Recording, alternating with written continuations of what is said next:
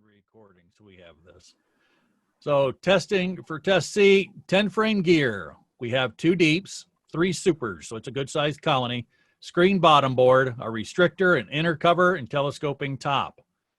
The colony is busting at the seams, but there's a few frames that have cocoons with white larvae inside, and there are a few spider webs in the corners on one frame. What are my options?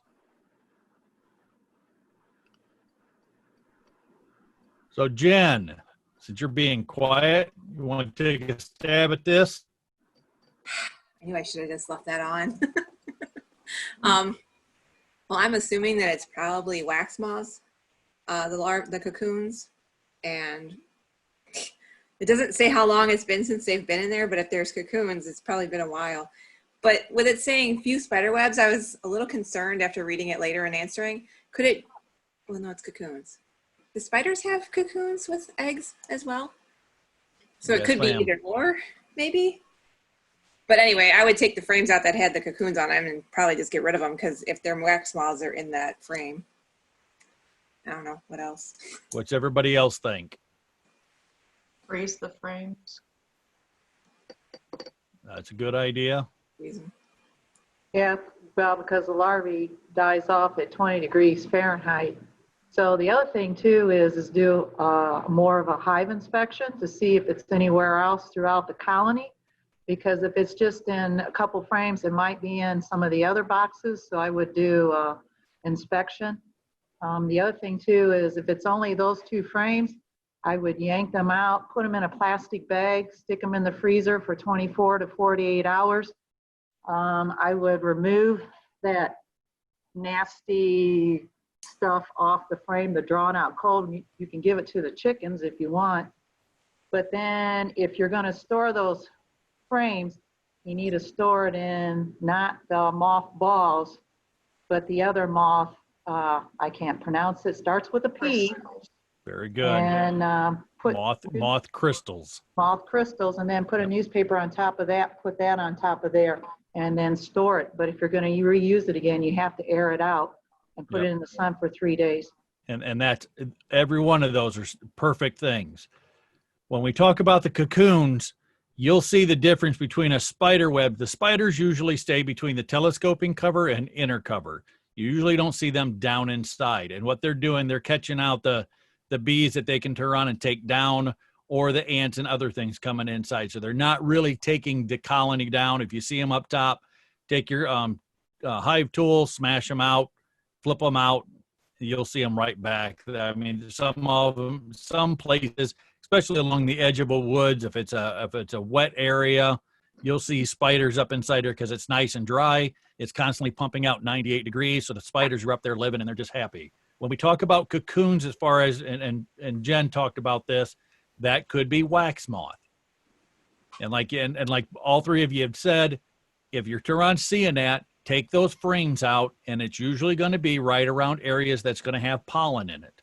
So if you find that frame of pollen, take your hive tool and dig down through some cells, take the corner of it, dig down through some of those cells, and look for those little tiny white larvae that are hive or wax moth larvae, and they're crawling up around that wax or within that wax and that pollen.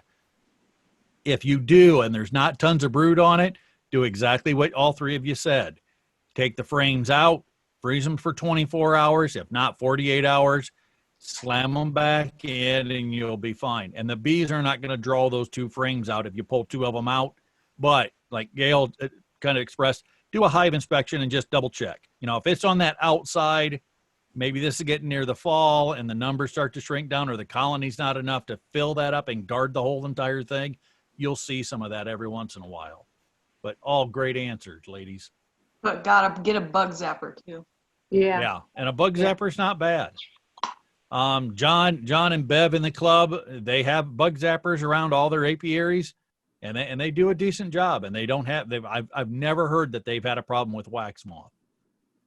Number 2, 8 frame gear, 2 deeps, 3 supers, a screen bottom board, a restrictor, inner cover, telescoping top. Problem, I just did an alcohol wash and a mite count was 8. I have not pulled my honey yet, but I want to keep my colony safe. What are my options and what precautions should I take? And that is a perfect setup for right now. This is what probably 80% of the beekeepers out there are in this same problem right now. Right. Yeah. Okay, what I would do, that's kind of where I am in my situation. I don't think my mite count is that high, but what I did last night or the night before was pull honey, and now I'm going to treat with HopGuard. So if I go back in, I could still draw some honey, but I'm starting to protect my bees. Very good. Very good. Anybody else have any suggestions? What if I am a beekeeper? I don't care about the effects. Could I use Apivar?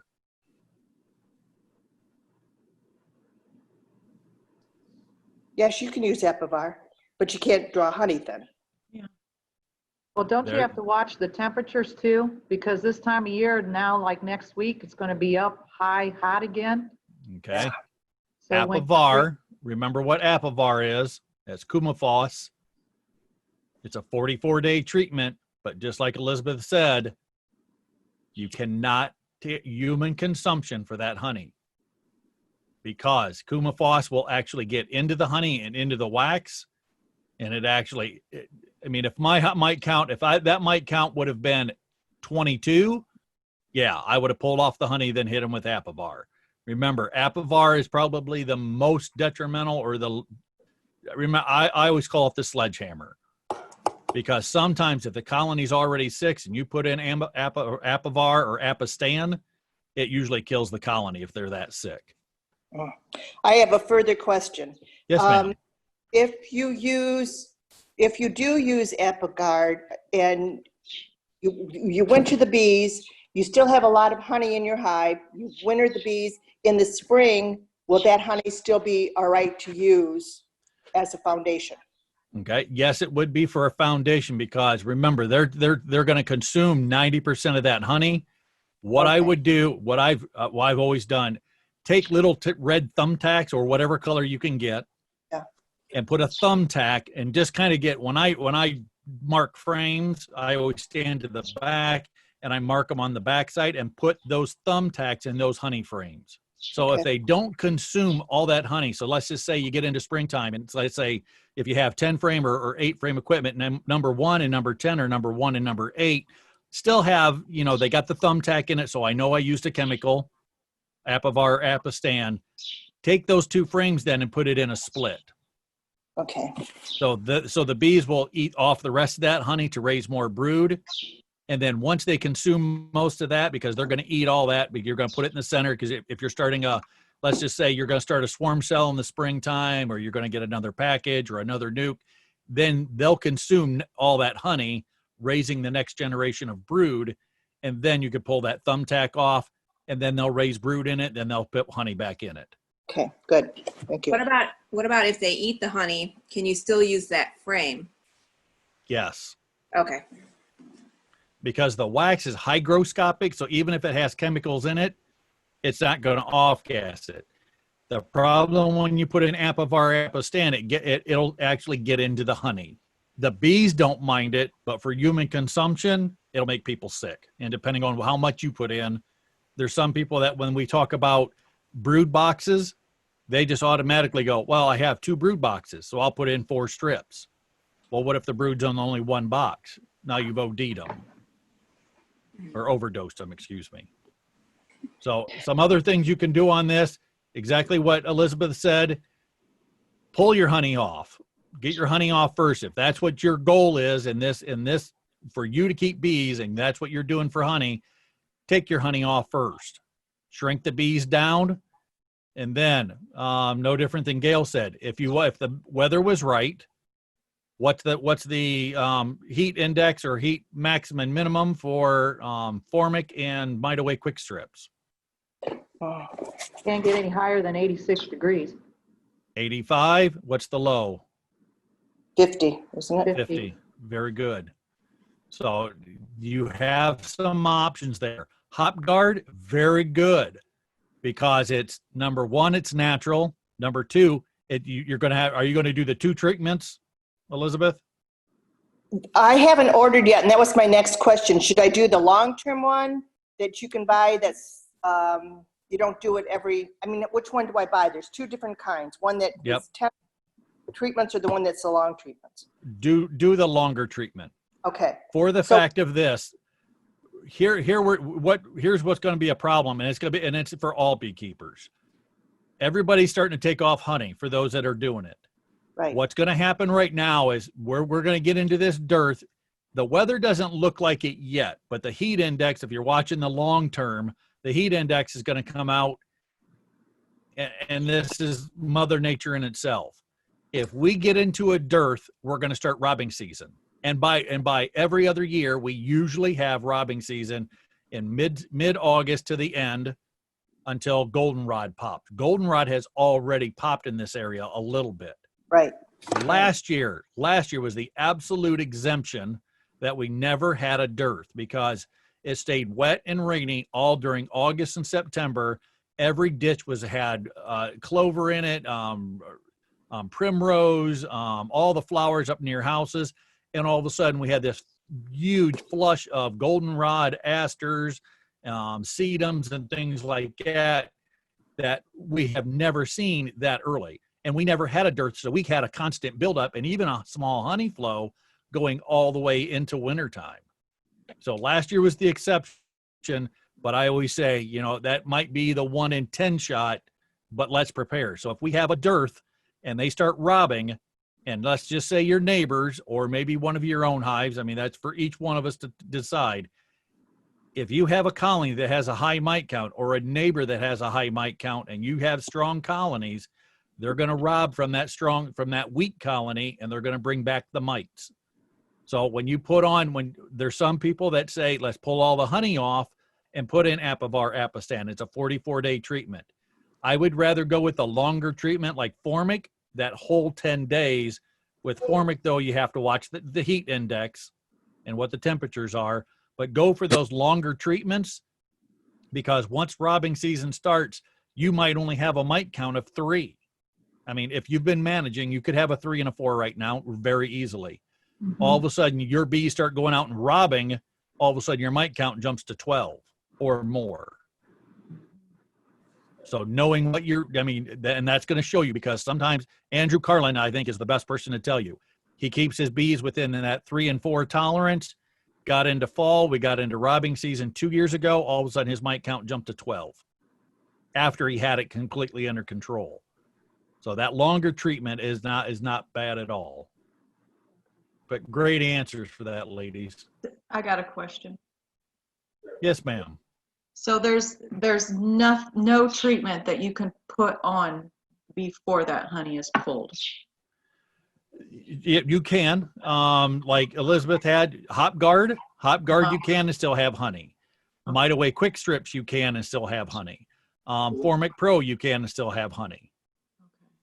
Or you can do some natural stuff. You can turn on and take the queen away, put her in a nuke, keep her in the nuke for 3 weeks, let all the brood in your natural hive turn on and grow out, and then put the queen back. So you're actually doing a brood break.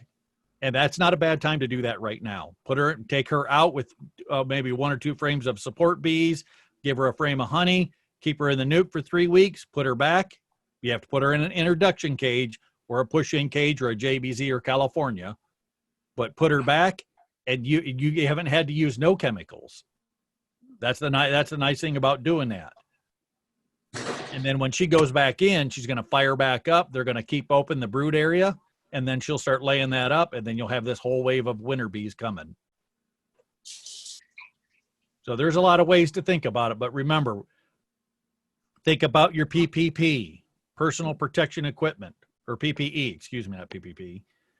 PPE, Apivar Apistan, nitrile gloves. Mite Away Quick Strips, Formic Pro, Hop Guard, they're still natural, but they're still require nitrile gloves. If you get into oxalic and you're going to do other things, remember respirators. So always look at that Honeybee Health Coalition book. If you don't like reading the books, at least watch the videos. Or get the app. Yeah, or the app. Very good. Number 3, 8-frame gear, 2 deeps, no restrictor, inner cover, telescoping top. The emergency, and this was an emergency call. This lady called me 8 times in a row. I have tons of bees coming in and out of the hive. It looks like they're swarming, but they're going back in too. What are they doing, and what do I need to do, if anything, about it?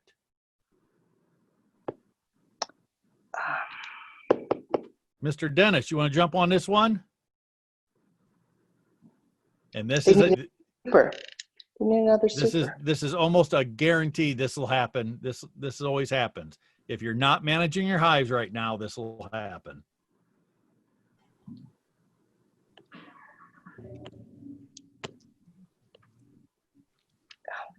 Jen, you want to take a poke? Shit, I don't want this. Well, it depends. It looks like they're swarming. It could be that it's hot outside. Could be that there's another hive that's trying to rob them, depending on how they're flying around the front. Yep. It depends. Could be a lot of stuff. I'd probably open it and check to see if there's any swarm cells to make sure that they're not swarming. But if they were swarming, wouldn't they just be taken off? And are they bearding too? That'd be another question to ask. Yep. Right at this time, if you're not managing your hives, or you have not been into your hives for a while, what's happening is they could still push out a queen cells. Ask Gail, she just found some in hers. They'll turn on, push out some queen cells. The key words in this, it looks like they're swarming, but they're going back in too, okay? So what they're trying to do is entice the queen to fly out. You'll see this big push. They'll all run out. I mean, it's like buckets. It's like the hive is throwing up. They're running out. They're hitting the air, and they're waiting. If the queen does not come out, then they'll go right back inside within about 15 minutes. This isn't something you can. This condition, if you don't know what's going on, put on your veil. Make sure you're safe. Number 1. You wouldn't have to light a smoker, but don't stand in the flight path. Remember the front entrance plus 15 degrees off each side. And sit and watch the bees. If they're pouring out and they're doing like a whirlpool in the front, like a washing machine, that's orientation flight. That means a whole new wave of bees have come out in the evening. That washing machine will start for that little circle in the front, then it'll get bigger and bigger and bigger until they're out 4 and 5 feet. Then by the time the sun goes down, zip, they go back in. That's mostly house bees that have just turned into foragers, and they're taking that little bit of flight right before evening. If they do that big flush, they throw up and they go out, and they're out, this gigantic cloud out in front of the colony, they're trying to entice that queen to come out. If she doesn't feel it's time, they'll all go right back in. Like you said, Jen, a hive inspection would show you what's going on inside there. If they're bearding out, the temperatures are hot, they're just bearding. They're trying to get that temperature in the colony back down to 96, so the excess bees are coming out front. That hive inspection is also going to tell you if there's a hive or mite problem. If you have varroa and all of a sudden you got snotty brood, or you have a pest problem, the bees are absconding or leaving the hive. So perfect answer for that. So that's something I would that lady, I went over her house. We sat and watched them for about 15 minutes. What she had is 16 queen cells, or between queen cups and queen cells. But she said they shouldn't be swarming. Remember, the bees are still building up. There's still resources coming in. Alfalfa is really coming in right now. Soybeans is just starting to finish up. And all of a sudden now I've seen on Ohio bee, the only reason I watch Ohio beekeeping is when people show things that are starting to get into bloom. It's right around Cincinnati, Columbus, that goldenrod and stuff are coming in. And we're usually 2 weeks behind that. So it's just about on the time coming up. Number 4, 8-frame gear, 1 deep. So they haven't grown this out too much. A solid bottom board, a restrictor, inner cover, telescoping top. I just bought a queen from Nancy and I installed it 2 days ago. What should I do next? Nothing. You have to wait for it to have a flight. What do you think, Gail? Because you're in this position right now. Well, upon your inspection, when you're looking down into the gaps of the frames, if the nurse bees are feeding her and they like her QMP, the rule of thumb is if they have not ate that candy and allowed her to exit out by the third day, you need to remove that cord and let her walk down into the frames. But you will also too, if they don't like her, Perfect. we have learned that they'll either pauperise her or annihilate her, and they'll just build up another queen, or you may have to get another queen if you inspect it and see that she's no longer in existence. Exactly that. And what happens, and that's it's a huge issue right now. Tons of people just got queens from me. We get into August, if we have a dearth, and let me get, I'm going to break off of this just a little bit. If we have a dearth and you do a hive inspection, don't instantly go, oh, I have no queen because I see no brood. If the resources quit coming in and there's no brood to be fed, all of a sudden the queen will quit laying because there's no resources coming in. There's no brood. There's no nectar. And they're really kind of stalling out. Look at the brood area. So we all know that 3/4 football that's in the inside. If they're holding that area open and all the cells are polished and you see no eggs, it just means they went into a shutdown mode. Don't instantly go looking for a queen. I mean, if I was honestly, if I could be unethical and not feel bad about it, I could probably sell 50 queens in August every year. And I just tell people, if you're worried about it and you don't see wet brood or eggs, and I mean, you go through the frames in the brood area in the center. So you pull your outside frame, you're pulling it. The area where she's laying is open. It's not being backfilled. And we're getting it into this dearth. That just means she's shut down. Some things you can do to re-stimulate that: 1-to-1 sugar water, or put on little tiny chunks of pollen. And I mean the size of a golf ball. Take that pollen patty and rip it into little tiny sections and throw it on the top. If they just gorge that down in 2 or 3 days, that means they're just starving for resources. And right now could be the difference between 5 and 6 miles. When I went down to Earl's on Thursday, Earl, his bees were actually, we threw on a chunk of pollen patty, and I've never seen bees. It looked like they were swarming. I mean, swarming on top of the pollen patty. But his area, he's in between all corn. I mean, corn in every direction. So there's nothing for them bees to pull in. You could also stimulate this queen by putting on 1-to-1 sugar water, faking them out to a point that they think there's a nectar flow. Check it again in 5 days, and all of a sudden the queen's laying tons and tons of brood again. And it's also to keep them from that colony of dropping way down and then having to pick back up. You're maintaining them or stabilizing them a little bit to consistently keep feeding, consistently keep raising, because the bees that are being raised now and the eggs that are being laid now, these are going to be our winter bees that are going to live for 3 to 4 months.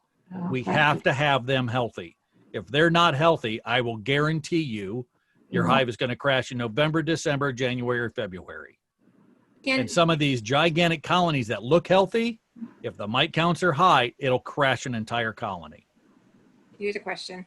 Yes, ma'am. So since my one hive is doing really well, can I steal a box or a couple frames from them and stick it on the hive that's not doing as well and psych them out that way too? Okay. I'm going to politely ask you to hold that question because we're going to go over that. All right. We talk about nukes. So this is a perfect one for number 5. I have nuke gear. So we're talking 5-frame nukes. 1 deep, a solid bottom board, the smallest opening for a restrictor, which is really good, and a traveling top. I got my nuke in May, and they seem to be doing good. I've been giving them 1-to-1 sugar water supplement for about a month just to help them build their restores this year. My question is, would there be any benefits to the girls or the quality of the honey extracted next year to use brown sugar or molasses versus plain table sugar? I see one shaking her head. Don't do it. No, Yeah, See, that's what I Elizabeth. said, don't do it. no, you can't use brown sugar. No, Can 'cause anybody brown tell me sugar- why? because brown sugar has molasses in it. Molasses is toxic to bees. They can't Yes. digest it. Very good. Yep. And I get this question. I promise you, if I had $5 for every time I get that question from newbie beekeepers, they'll kill the colony and they'll call and go, what I put sugar on. Well, what did you use? Well, brown sugar was a little bit cheaper. Nope, you killed your bees. No artificial sweeteners either. No. Absolutely do not ever put on brown sugar, anything like that, or sweeteners. And if you've ever watched YouTube, there's a guy on there called the Fat Bee Man, and he'll put on all kinds of other things to it. Don't ever follow that. I was in my probably second year of beekeeping before I met Dwight Wilson. I used to watch YouTube. I went a huge YouTuber, and they said to do that, and I killed one of my nukes off one time, and then I never told Dwight, and I've told him later, but I said, Dwight, I said, why wouldn't you feed brown sugar? And, you know, that's what I've heard. And he goes, now who would be stupid to do that? And I never did say it till years later, but don't. Same way with this. If you're going to make sugar or candy boards up, if you're going to cook that candy down, make sure you have a thermostat in there. If you ever scorch that sugar or that candy board, and you scorch it and it's got a little bit of burn marks on it, or it smells a little bit burnt, chuck it, throw it away. Because if you put it inside there, what it does, it caramelizes that sugar and it starts to turn it into that molasses type, and it'll just kill your bees every time. Okay, Great Jamie, job, I got a ladies. question. Yes, ma'am. In your white granulated sugar, there's the cane sugar and there's the beet sugar. Which one should you use that you would prefer? There's this constant thing back and forth on this. Cane sugar, for the most part, does not require any type of herbicides, pesticides, or anything like that to grow. So it's really natural sugar. Okay. Beet sugar, because beet farmers, they have to use pesticides because there's a root worm, and there's some other stuff that they have to hit it. If you get down to the absolute end, cane sugar is better. The problem is when you go to like Domino's and you're looking at that, they don't specify what's in the bag because they'll do a blend. If you go down to Findlay, Ohio, there's a sugar mill, and it's right on 75. When you're going down 75, you'll hit the downtown of Findlay or go through that section. You'll see two sugar towers. Mm-hmm. They'll actually sell you cane sugar or this. It's the going market price. And I asked one of them down there, I said, why do some of these? Because they sell it in these big 50-pound farm bags or 100-pound farm bags. And I'm like, how do I know what I'm getting? He goes, I can tell you what we're getting. And I said, then why does like Domino's and places like that, they don't tell? He said, because what they'll do is they'll blend it, just trying to make it up. And then it's sweet, it's sugar. They just think it's the same thing. So unless you really go out, buy these brands and it says cane sugar on it, that's probably the best. Okay. I've used both because I got into a jam, or instead of going all the way to Findlay and buying a 100-pound bag, I go to Walmart, but I look for those two. Okay.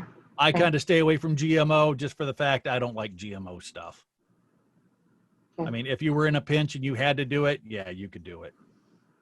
All right. Thank you. Yeah, that's always a thing of everybody talks about that. Do you do this? Do you do that? And it just depends on the beekeeper, honestly. We're going to get into a little bit of fall prep. And what I need you to know about fall prep. Oh, I did that wrong. My fault. Let's take this here. Do that again.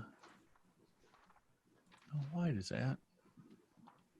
All right, I'll have to share my other screen.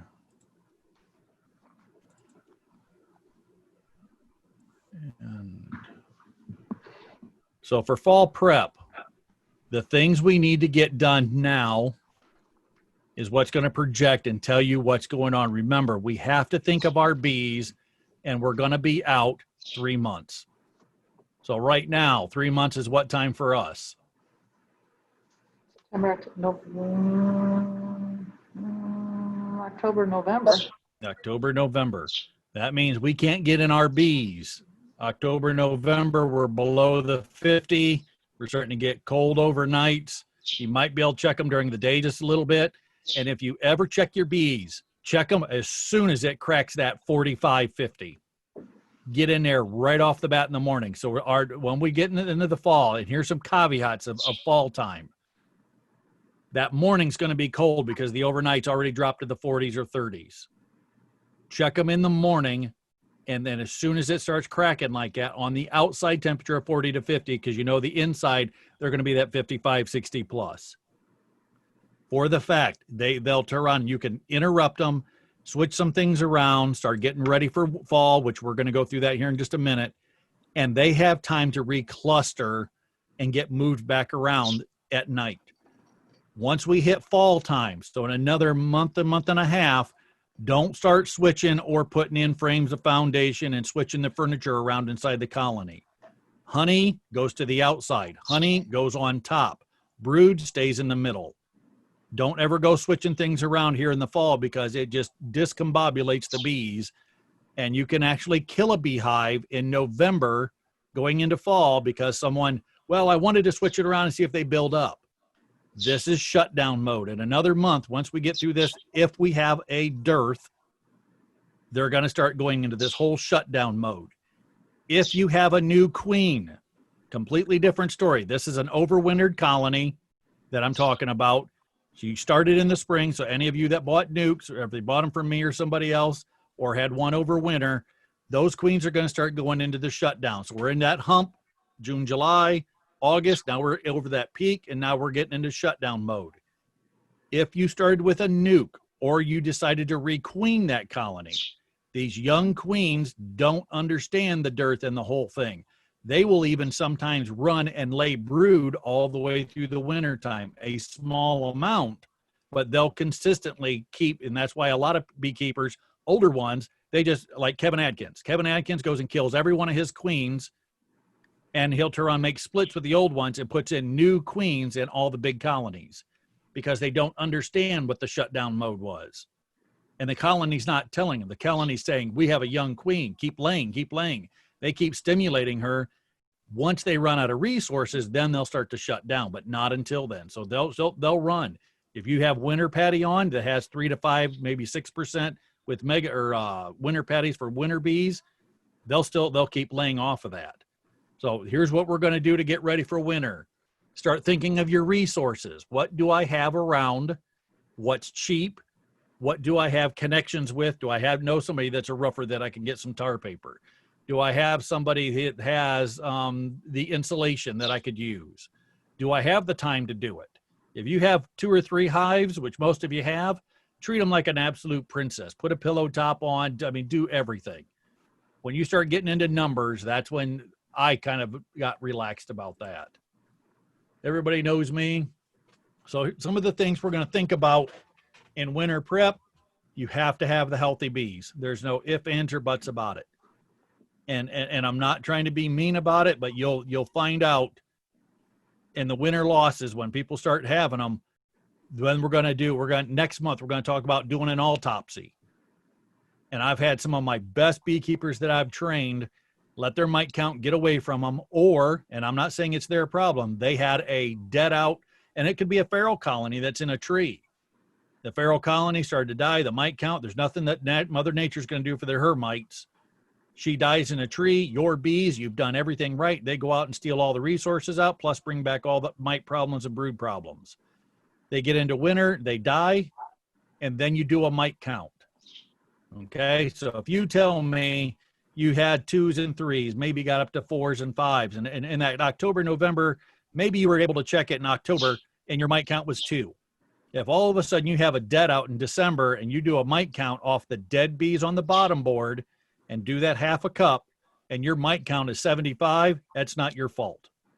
That's something that they robbed and they brought in at that last little bit. So that's why I like those longer chemicals, that Apivar, Apistan, or that longer Hop Guard or the longer Formic, because I'm trying to get through and trying to have something that's going to resist these mites. I want the fat bees. So if you look down at the Vitagelin in the body, the picture off to the left is that little skinny bee she doesn't have much fat cells. Also, all our summer bees, I mean, there's nothing there for them. They are they are haulers. You know, they only live that 4 to 6 weeks. They're going out, they're flying that last week and a half of their life. They're going out and foraging back and forth. So they're not built. They're built to fly. They're built to run. They're not have that extra capacity that they have the fat cells. That's what they need to tank up with pollen on their legs and their pollen baskets or nectar or water at this point. The picture that in that same picture off to the right, here's our winter bees. This is this fat cells. The fat cells is what mites or varroa feed off of, and that infects the bees. So they're eating off the fat bodies. Less than 3 years ago, you couldn't have told a beekeeper that everybody said they're eating the mites are drinking the hemolymph, or they vampire mites. So everybody said, oh, varroa, they're eating the blood. And all of a sudden, Ramsey, which is and this is no joke, Samuel Ramsey is the guy who kind of really done the research. 3 years ago, when he went to Wooster, Ohio, we have a fall conference. He came to Wooster and did a talk and said, I don't think the bees are feeding off the blood. I think they're eating off the fat bodies. When that happened, there was some of the biggest names of beekeeping in Ohio and around the surrounding states that was in his talk. When he said that at the beginning of his talk, they started to walk out. And out of about maybe 200 people in the room, there was maybe 60 people left. They just walked out on him. All of a sudden, now he works for the USDA. Now he has the proof in it. Now he's showing what varroa was doing with these DNA tests and this and that. And he took a laser and cut an abdomen of a bee in half, froze it with liquid nitrogen, cut it in half, and found that the mite was actually chewed into the back end of the varroa, eating the fat bodies. Now all of a sudden he walks on water now. So that's what your bees are going through.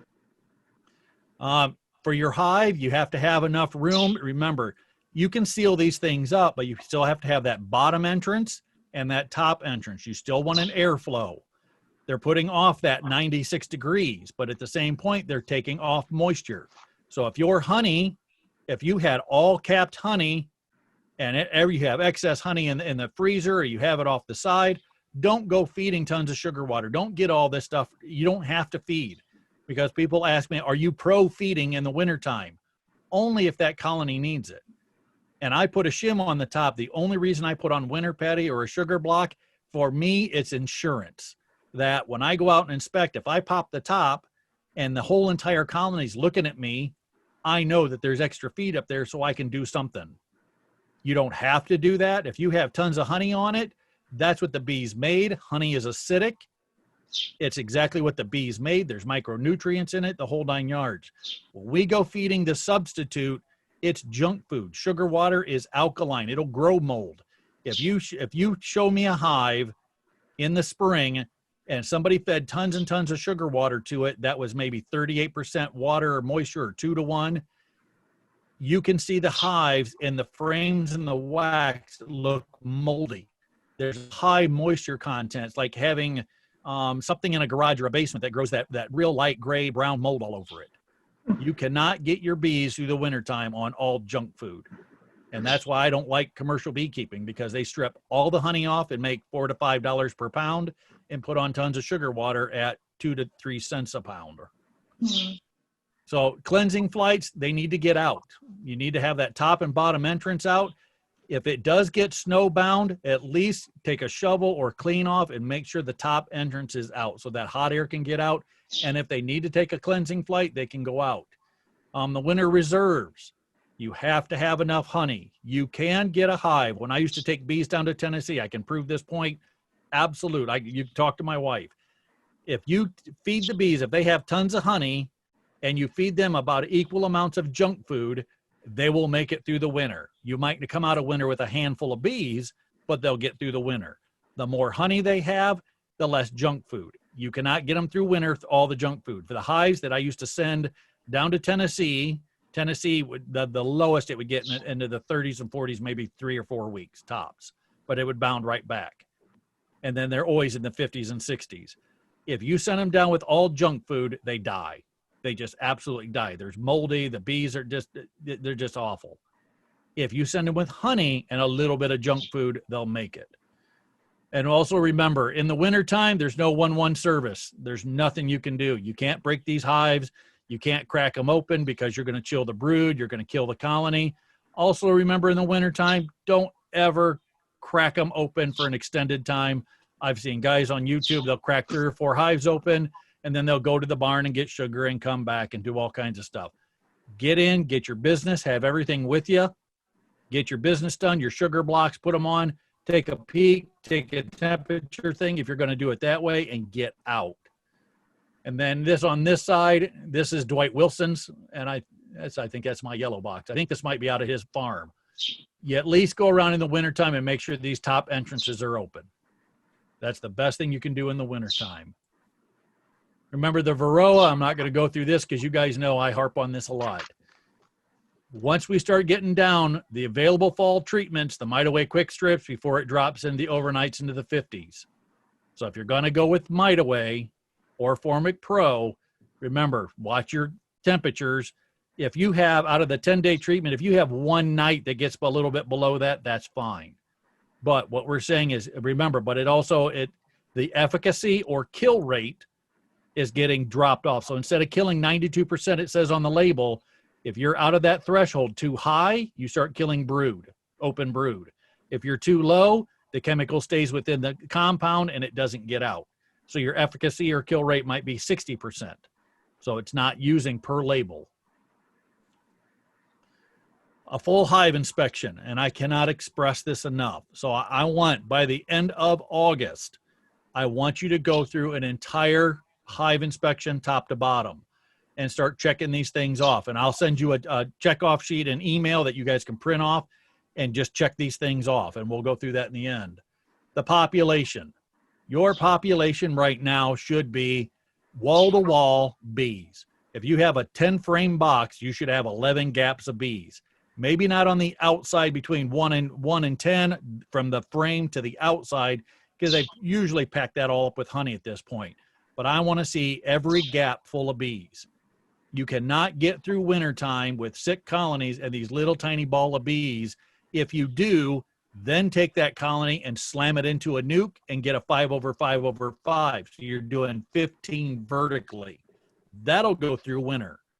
But if you only have a little tiny colony in the center and you're doing a 10-frame box, there's too much room left to right, front to back for this colony to move around.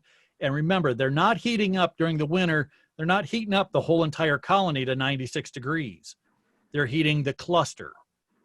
And that extra dead room around them is either detrimental or helpful. If you have a full-size colony, yeah, then they can, if they crack over that 50, 55, they can break cluster and move around a little bit. That little cluster, if they have too much room, there's so much cold air in there with them, they'll just die right in spot. And when you do the post-exam or the post-mortem, when you pull the frames out, you could almost take those 5 frames and draw a perfect circle or a tennis ball or a little kickball right in the center and pull the frames out, and the bees will be stuck in that same position. The brood pattern, detrimental to the queen. Is she still laying a good pattern? Remember in August, if we get into that dearth and it starts to get a little spotty, feed 1-to-1 sugar water or feed them a little bit of pollen patty. Not enough that you grow hive beetle, but enough that your Turon is starting to grow some, stimulate the brood rearing and keep the queen laying. The brood pattern, if it's spotty, and the reason I say the difference between the two, if it's shotgun, that is a failing queen. So if you find a worker cell here, 20 cells away, you see 1 here, 1 here. That means she's failing. What I mean is by getting smaller, if she's starting to shut down, is you're going to find no eggs at all or no brood, or you're going to find clusters of little eggs here, a little eggs here, where she's just starting to shut down and she doesn't want to lay anymore. But if you see the shotgun where it's, or if you ever find where you find drone in one area and then you find worker, worker, drone, worker, worker, drone, drone, drone, worker, worker, and it's all mixed, that means she's running out of semen. That means she might be a second-year queen and she's going into the whole entire shutdown. She's run out of semen. She can't lay anything anymore. Save that colony, because now you've got this colony build up, let's just say 60 to 80,000 bees in these good colonies right now, plus. Right now would be the time. If you find that problem with the queen, remember, she has to make it through spring. I would get another queen and requeen it as soon as possible. Healthy white brood. Healthy white brood is the key to what thing? What's white brood, Miss Gail? Healthy white brood. If I have healthy white brood, what don't I have? You don't have diseases, you have a strong colony, and you don't have varroa. Maybe. Exactly. So healthy white brood is telling me that I don't have European foul brood, American foul brood, sac brood, Israeli paralysis disease. That means everything's good. This, you have to see this, because I cannot even imagine if you had EFB in October, what it's going to look like. I doubt if you'll make it even in November. The honey and pollen stores, we'll go through that and how to read those frames. No disease. Absolutely none. I want to see nice, healthy brood all the way through it. The pests, that's completely up to you. Hive beetle will start slowing down now that it's getting cold. It'll start getting cold here in probably September, October. Wax moth right now is going to stay a problem for quite a while.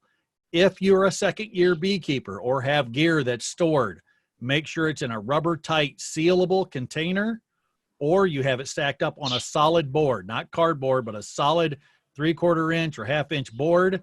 You have 2 boxes and you have moth crystals on a newspaper inside.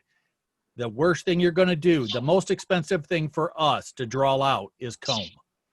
You got that cheap, you spent $1.80 to $1.23, depending on how many frames you bought. You bought the frame and it took 10 pounds of honey to make 1 pound of wax. The most valuable thing for us as beekeepers is having a drawn foundation frame. So it's all pulled out. You instantly could put that in a colony. She's going to lay eggs in it. She's going to put pollen in it. She's going to put honey in it. She's going to put nectar in it. When you turn on and lose that to wax moth and you lose an entire box or a stack of boxes, I promise you, as a beekeeper, and you know the resources it takes to do it, you will sit, like I have, in my garage and actually tears running down my face. I lost 60 frames because I did not check my moth crystals, and they had completely evaporated. And then when I went to pull them up, all 6 boxes, so 60 frames, there was no wax in any of them, but they was completely gone. And then here, and remember pests too, raccoons, mice. So the front entrance, we're going to start closing things up because this colony's at 96. So what do field mice like?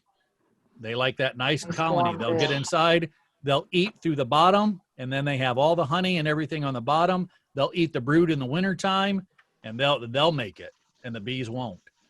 And then we're going to pull any of the raw foundation, and we'll go through that step together. Fall preparation. If you're going to go through, this is the minimum, and this is depending on if you're on deeps or mediums, and we'll go through that. Two deep boxes, and this is, remember, the Langstroth foundation. This is the Langstroth style, so this isn't set in stone. The minimum I would go through is at least 1 box of honey.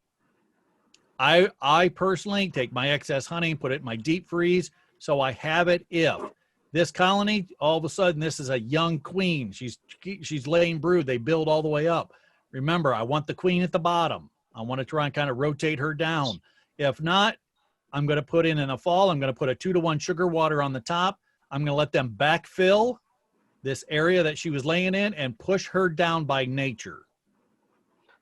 and then if this excess honey, if you don't have excess honey, put a shim and put sugar blocks and winter patties.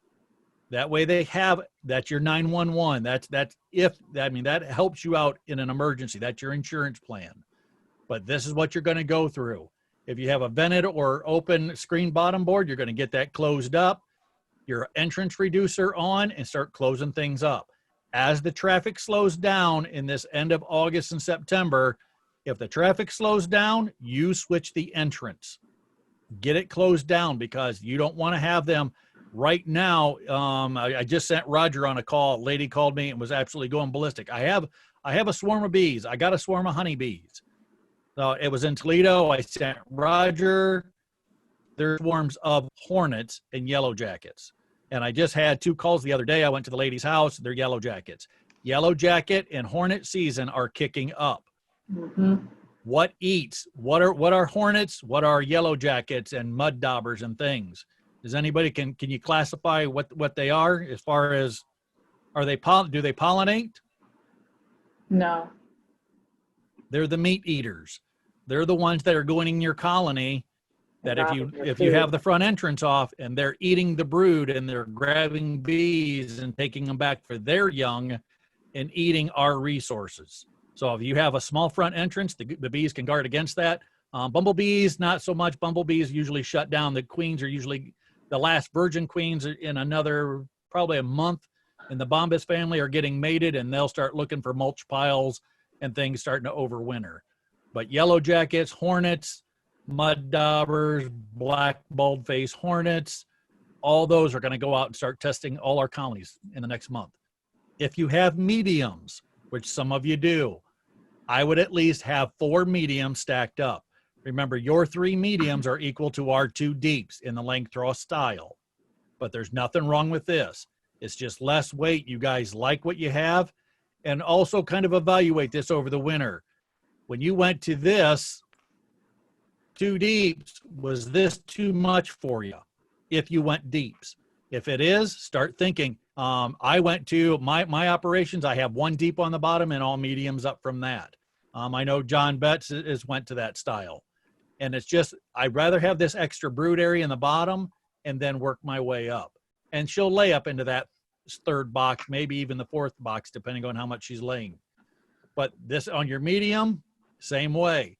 I want a front entrance reducer here in the next month. As you're watching the traffic decrease, switching that entrance. Medium boxes all the way up. And I want everything crammed up full of everything. All honey surrounding the brood. And we'll go through that. So when I talked about if you have a 10 frame or a 10 over 10 or an 8 over 8, and that colony just is not, it just hasn't filled out. There's too much dead space. The colony's not big enough. Don't be scared of slamming it down. If you have the resources and money and time, shrink it down to a 5 over 5 over 5. This doesn't have to be a medium. You could go 3 deeps up tall. I take 40 to 50 nukes through the wintertime just like this every year. Because the colony is thinking of this like a tree. So by nature, what are the bees?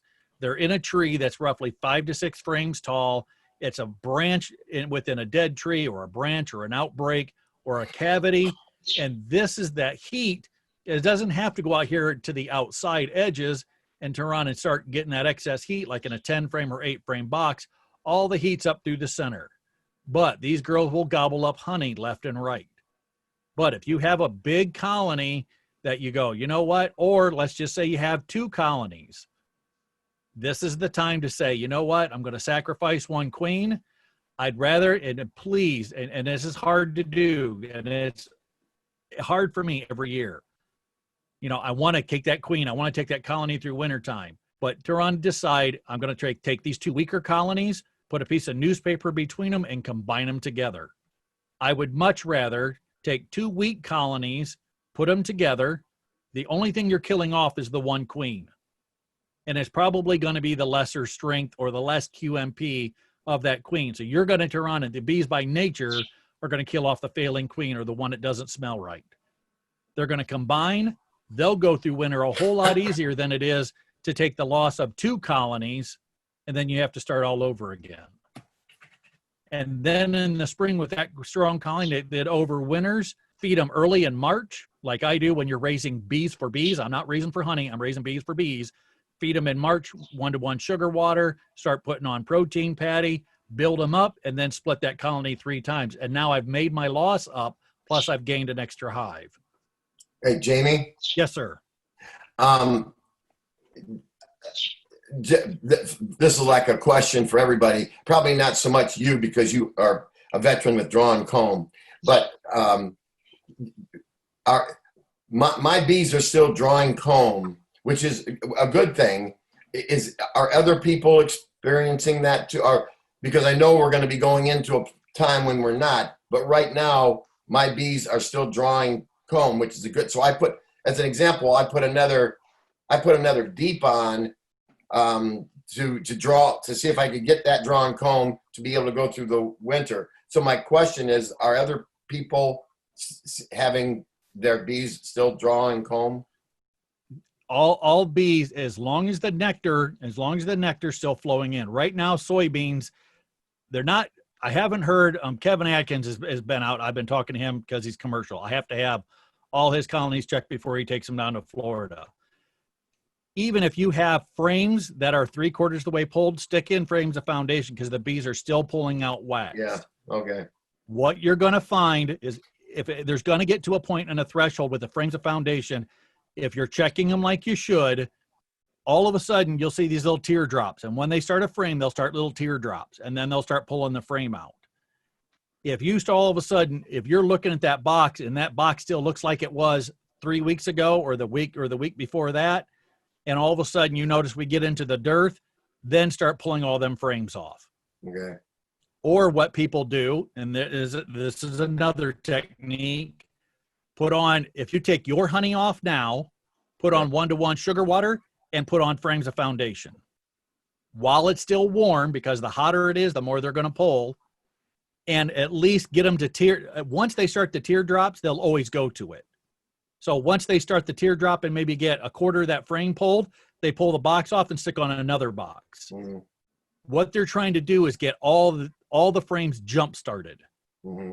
Because the worst thing you can do is sometimes stick on a whole box of foundation and the bees will look at it and go, man, we're not climbing up. We'll go out, we'll build up in the springtime and hit the door and swarm on you. Mm-hmm. So you can still pull out tons and tons of foundation now. It's not going to pull out as fast. Like Gail, she stuck on a foundation and they pulled it all out, filled it full of honey in a week and a half. Oh, good. But correct me if I'm wrong. It was a week and a half or a week, Gail? It was a week. Okay, week. Wow. Yeah, because I'm in it every Tuesday. So the following Okay. Tuesday. So as long as you have resources in the area, I would not tell you to put on a sugar water now if you're going to take honey, because all you're going to do is dilute your honey down and you're going to turn on and take it from acidic and you'll take it to neutral or take it up to alkaline. So I would take my honey off now if I'm going to do this, put on a sugar water and crank them up.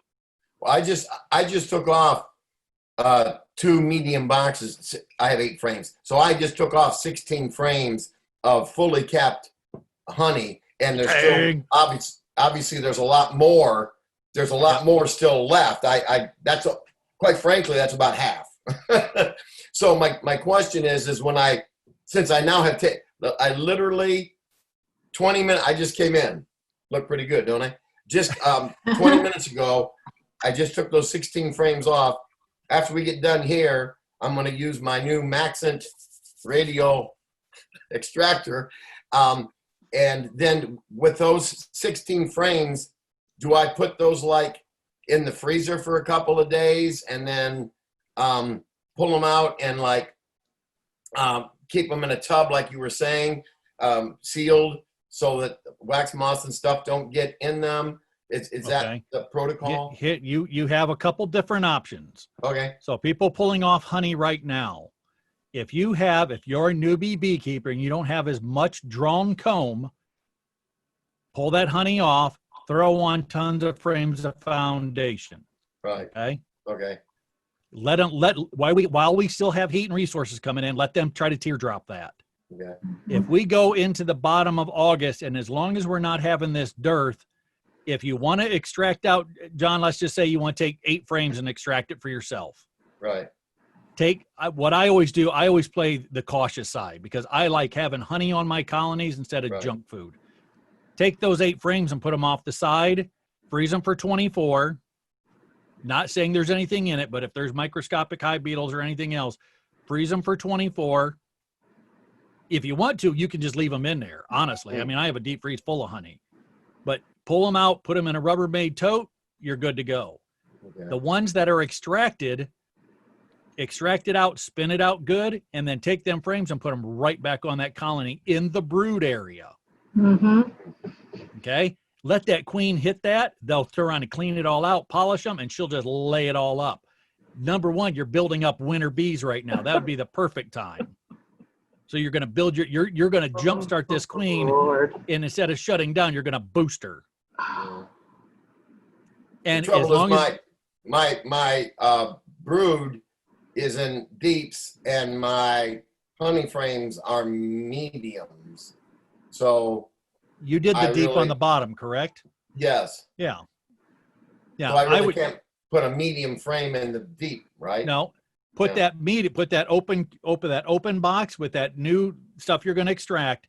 Put that right above the deep. So you're going to Oh, okay. under super. Okay. You're not Okay. going to super over the top for more honey because you want them to draw the wax out, remember? But you could take, let's just say the next box, okay? So your next box, take 2 frames of honey, put one in one slot, number 1 and another one in number 8. Okay. All right. So 2 through 7, put that open comb that open honey open frames that you just extracted, put them in the center. So they don't have to go to the outside. There's already honey there. So they got a little bit of a buffer, and put that directly above the brood on your deep. Okay. When she Do I still need comes to up, Do I still need to should I still put like 1-to-1 water then on top? no, not right No. now. Okay. Nope, because we still have resources coming in. Okay. About the time we see the dearth, start looking at, I mean, like I said in the every beginning, first classes, when you drive home, start looking at the flowers. If we still see flowers out, we see a goldenrod is about 2 weeks out. I'm going to guess right now because Nina Bagley in Germantown has seen it, just started in Columbus. We're about 2 weeks out. If we don't, like only last year, we never seen the dearth of that August. The lawns are brown. Nobody's mowing because the only thing that's grown is weeds. There was no flowers out. The ditch banks were all dried up. If you start seeing that and actually everything, the ground starting to split and there's no resources, then I would turn on to start feeding. Okay. Because you don't want the queen to go into a full shutdown and then have to, what also happens in a dearth, if we get a severe dearth, what happens when all the resources go down? They start eating the brood. Right. If it gets severe, Cannibalize. and then they're going to eat the heads off all the drones and workers, kick out all the bodies. So don't instantly start yelling, I got sac brood problems. But what happens is they start going to that shutdown. A way to curb that is, but I would get my honey off first before I put 1-to-1 on. So Okay. in the dearth, if we get it, all the weeds, things are starting to dry up. There's just nothing in bloom. Then I would turn on and start feeding and then start getting everything ready. If you feed 1-to-1, is that I just bought after doing some. I'm not advocating this. I'm certainly not advertising this. But based on what I've been reading and hearing and discussing with people, I just bought to try some super DFM to try that. So when you put the 1-to-1 water on, would you also put that feed on kind of as well? You can. Okay. You can. And I'm going to be absolute honest. I have Sure. done the reading on it. I have never done that. I was going to buy it at Okay. one time. It was like 80 some odd bucks and I was going to buy it. Dwight Wilson bought it this year and I have not seen, he's got 10 hives that he's not feeding at all.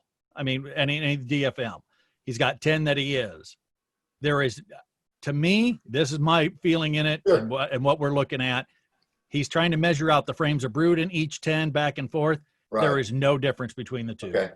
Well, that's what I wanted. That's why I wanted to try. Mine was $20. So for $20, I thought it was a good experiment to try. Oh, Dwight bought the big bag. Yeah, 'Cause I bought a smaller one. Yeah, he went to the conference at Worcester in the spring and March before COVID come in. In fact, it was just coming in at that point, and that everybody's, it's a superfood, and they actually DFM all the nutrient stuff. They usually put those guys in the convention somewhere, but they don't let them talk. Worcester let him do a whole presentation, and him and his wife, they're very nice people, but they're on the concept, and I'm kind of ad-libbing here, that it's like rabbits and dogs and cattle and fish and this and that. How we feed those animals, the bees are the same way. But you can't take a honeybee and cut its gut open. It's not it's not a mammal. It's not a dog where you can, do a dissection and do an enzyme breakdown and a DNA spin and do. Honeybees are completely different animals. So,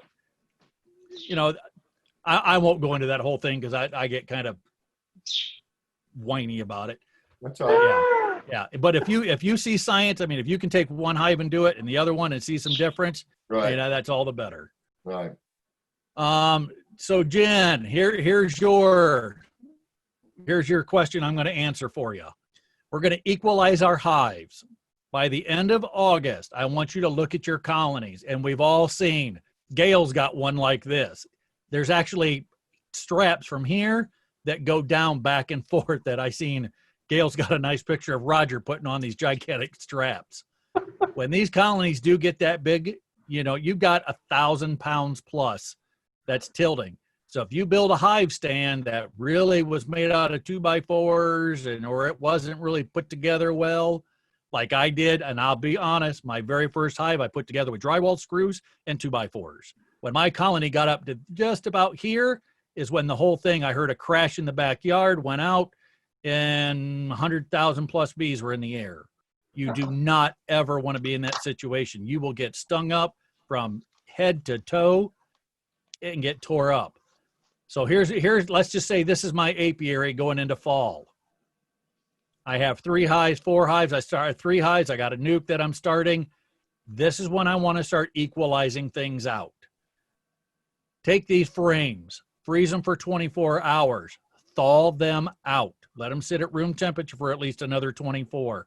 Do not take frames of solid frozen honey and stick them on top of a colony that's trying to maintain 98 degrees. You'll kill 'em. And then we're going to equalize things out. We're going to assess. First thing we're going to do, we're going to pull all the frames of raw foundation. If the bees didn't tack it, the bees haven't got it all pulled out, I want the best solution, the best thing to surround this girl with all their resources first. So if you find a frame that's, say, on the 1 in 10 slot or the 1 in 8 that's pulled on honey on one side and you forgot to flip it and there's foundation on the other, that comes out. Frames of all foundation that have teardrops, pulled out. Frames of they didn't do anything with it, they're coming out. And I'm starting to slot this thing back together. Don't break the brood area up like I talked about earlier, but start surrounding this colony and getting it built up for wintertime. So this is what it's going to look like now. I have extra boxes, which we all know beekeeping's cheap, right? All this stuff is really cheap. Now I'm putting on my extra boxes. This colony that was up to here, I'm starting to equalize things out. To answer the second part of Jen's thing about brood, absolutely. Do not be afraid if all of a sudden let's just say you get into 1 or 2 of these hives, as long as it's the same size frame, so deep to deep, medium to medium, or if you had tons and tons here, don't be afraid of taking that box. If this colony's kind of suffering, don't be afraid of putting that underneath. So you can kind of do a switch. Check every frame though, and make sure you're not taking the queen from hive 1 and sticking in frame 2. But don't be afraid of, let's just say right now, this one in the previous picture, this colony was this. There's probably brood up into that first medium, maybe even that second medium. So if I'm into this, and that's like what Gail has going on, I'm going to turn on check this and take frames of capped. Cap brood is probably the absolute best because she's going to emerge on the 21st day. They cap it at day 10 to 11. So now I know if I take one frame, there's 8,000 bees on a side. One frame is equal to 8 or 16,000 bees. I can take that frame and boost it up into this one and give them a boost. The best thing to do when you take that frame of cap brood over, take the bees and brush them all off. Don't start a war between the colonies. If you're going to take frames of open brood, now we're going to take frame of open brood. That's old larvae, young larvae, or eggs. Then when I pull that frame out, the only thing I want to brush off is I want to make sure there's not a queen on it. Because I want those extra nurse bees that are used to feeding that colony or that frame of bees, I'm going to pull it up. I'm going to check, double check, triple check, and make sure the queen's not on it. If so, take your gloves. If you have nitriles on, don't do it with leather. Pick her up by the wings, put her down, or put her on the front entrance and let her walk on in. And guess what? You just did a rotation and you had no work into it. and then take 1 or 2 frames of open brood with nurse bees and build one of these other colonies up. And then take the least amount of items, or like that half drawn, that half filled up things out of the weaker colonies, and slam them into the big colony. They have the strength to do it. You've already know that they've pulled out box and box and box of honey, and then equalize everything out. Take some of that excess honey. Here's in this freezer. Now I have it in a Rubbermaid tote. I have it on a solid bottom board. I have a solid top. I have a piece of newspaper in the top. On this, you could probably go 2 deep or 2 mediums, put a layer of newspaper, put some moth crystals, come up again. Dwight does it every 3 boxes. I usually like 2. Put another layer of newspaper, moth crystals, and then telescoping top. So there's weight on it. Don't be even scared in your garage to put something on it, because if a mouse wedges in there, they're going to have an absolute heyday inside your honey. And then with the moth crystals, and please check the moth crystals at least once a month. If you see these, you put in this nice little pile of moth crystals, and all of a sudden you open it up and there's 1 or 2 crystals left, take the can, shake some more on it. And for me, I didn't check it that second, and then by the time I pulled it out at the 3rd, wax moth found it and laid everything up, and it was an absolute mess. And this option here, what this gives me is, what if I all of a sudden, let's say the queen in the first hive, she eats all this honey in the wintertime. By the time January comes around, what can I do? Go in my garage, take this box, take it with me, open this up, slam it on top. Now I've just bought myself another month. Now I can get into February, March. If you ever look at your colonies, and we'll talk about this more with winter prep, if you look down in that little slot and you see the bees, you don't see no bees up top, that means they're down inside. They're all comfy. They're bunkered in. They're clustered. They're doing their thing. But if you ever pop this telescoping top and the colony's right there, you have extra reserve. The other nice thing I have about this, in the springtime, if I get to the spring, what can I do with these extra frames of honey? I can make my splits, and I have honey to feed them.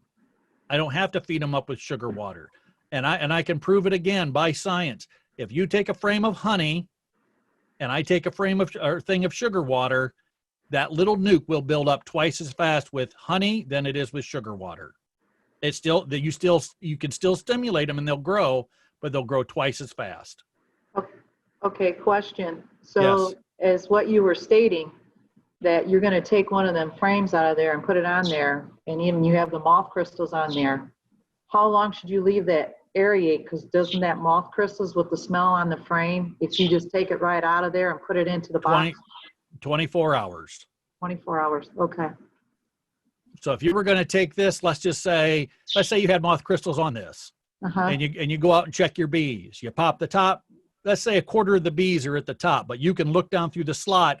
And when you look down through the slot of your inner cover or circle, depending on if you bought Dayton or Man Lake, one has a circle, one has a slot, and all you see is bees, you know that colony's coming up through. That means they're in that top box. They've already devoured everything.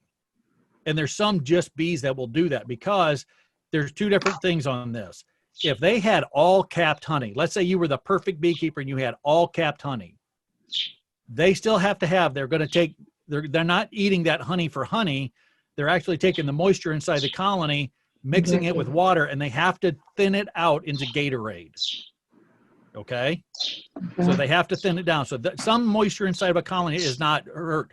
That's like when I talk about in the winter, when you pop the top, if you see it looked like a spritz bottle, like someone took a spritz bottle, like a hairspray bottle, and spritzed the inside with a little bit of moisture, I'm still fine with that, because the bees do need moisture to liquefy that honey down. Okay. What the bees burn through is, what if I tried to feed them all up with 1-to-1 or 2-to-1 sugar water, and none of it was capped, so none of it's at that 16%, and it was all thin Gatorade? They'll burn right through it, and they'll come to the top, and they're just sitting there waiting, and they'll starve out. So when you do this, if I was going to take a box, what I would do is get the moth crystals off, crack this box, take this box, set it off the side, and I have, it almost looks like a bottom board, or excuse me, inner cover But what I did is made a shim and I put window screen on it. So I put this, I usually have a bottom board or a telescoping cover. I flip it upside down, put this box in it, so it's kind of cradled inside, and put that screen, it's just like a little shim. And that window screen's on the top, and I let it vent out for 24 hours. Okay. And then take that box. Yeah, and that's a good clarification, Gail. Don't take this with moth crystals. Take the crystals off and slam that right on top, because all you're going to do is drive them bees right down to the bottom, right where it's cold, and they won't be able to turn around and keep the brood warm, so you'll kill the colony. Okay. Potential of killing the colony. So this is just my way of doing things, because I want honey on it. I've taken bees to Tennessee too many years to watch. You throw on, everybody says, oh, just throw on sugar water, the bees will make it. They don't. You cannot feed them tons of junk food. So if you have a freezer, you can just leave them in the deep freeze, right? Yeah, it is no problem. I have Okay. an 8-foot deep freeze. I have a 5-foot deep freeze, and then I have 2 of the little 5.2 cubic feet. The 5.2 cubic feet is when after I extract, and then I'll put some in. The reason, because I don't raise tons of honey. I mean, I'm not doing this for honey. So if I extract, I throw them in there for 24 hours, fill the thing up. It'll fit 2 deeps, or it'll fit 5 mediums, or 4 mediums, excuse me, and then a bunch of frames, because everybody knows where the compressor sits. You have that little shelf, and I can throw some frames on that. Let it freeze for 24, thaw it out, and then take them back out. If I'm Dwight Wilson, all of his frames, he's got 4 8-foot deep freezes. I think 4 8, and then maybe 1 10. I think the one in the garage is a 10-footer. Wow. So he extracts, he's doing it for honey though. So all of his, he takes that, extracts it, puts it in the deep freeze for 48, and then puts them in stacks, 3 tall, puts on mite crystals or moth crystals, goes up another 3 moth crystals, goes up another 3 moth crystals, and then puts a telescoping top. So that's at the end of the year, he only pulls honey 1 time. And remember, honey, depending on your operation, if you're small scale, you could go out every time you have a capped frame, extract that 1 frame. Or if you have an extractor, if you have a hand crank or an electric, you have to pull out 4 at a time, for the fact you have to keep it equalized, or it'll just sit and it'll beat itself to death. You'll tear the bearings out of it. But if you have 4, pull 4 at a time, and you can slowly take honey all year long. The bigger guys pull 1 time a year, and then when he pulls everything off, he sticks it into the other side of the garage, puts moth crystals on everything, and his season's done. So some questions and answers. What should my hive weigh going into winter? 155 to 180. That's the entire hive. For you guys that have small scale, you're doing 1 to 5 hives, you can take the back of the hive, lift it up. If it's strenuous to lift it up, you're getting near that weight. If you want to be scientific, you want to go to the next step, take a bathroom scale, put on a ratchet strap, not the little tiny ratchet strap, put on the little, like the 1.5, go to Harbor Freight, 1.5 inch to 2 inch, ratchet strap that entire colony together, because the last thing you want to do is grab this about halfway up, tilt it, and this thing snaps apart. Once you strap it up, tilt everything onto the left side, put the scale underneath the right, let it, half the weight sit on that scale. Take that reading and write it down.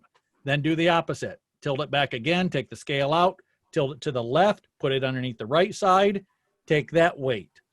Add the weights together and divide by 2. And that's telling you roughly how much is going into that colony, what the weight is. There's other people, you'll see other gadgets and gizmos that they put an eye hook in the back of the colony on the bottom board, and they take the fish scales. If everybody knows what I'm talking about, so you can bob your head, it's the fish scales or the weight, you can get them at Harbor Freight too, that when you pull it up, you hook it to the hook, you pull upwards, and it automatically does a scale, just like you're doing grapefruit or stuff at the grocery store. But it has about, I think the scale goes to 225 or 250, and they're big red scales. Other people have made ratchets and levers, but you can pick that up and look at that scale and roughly tell how much it is. So that'll tell you what's in there.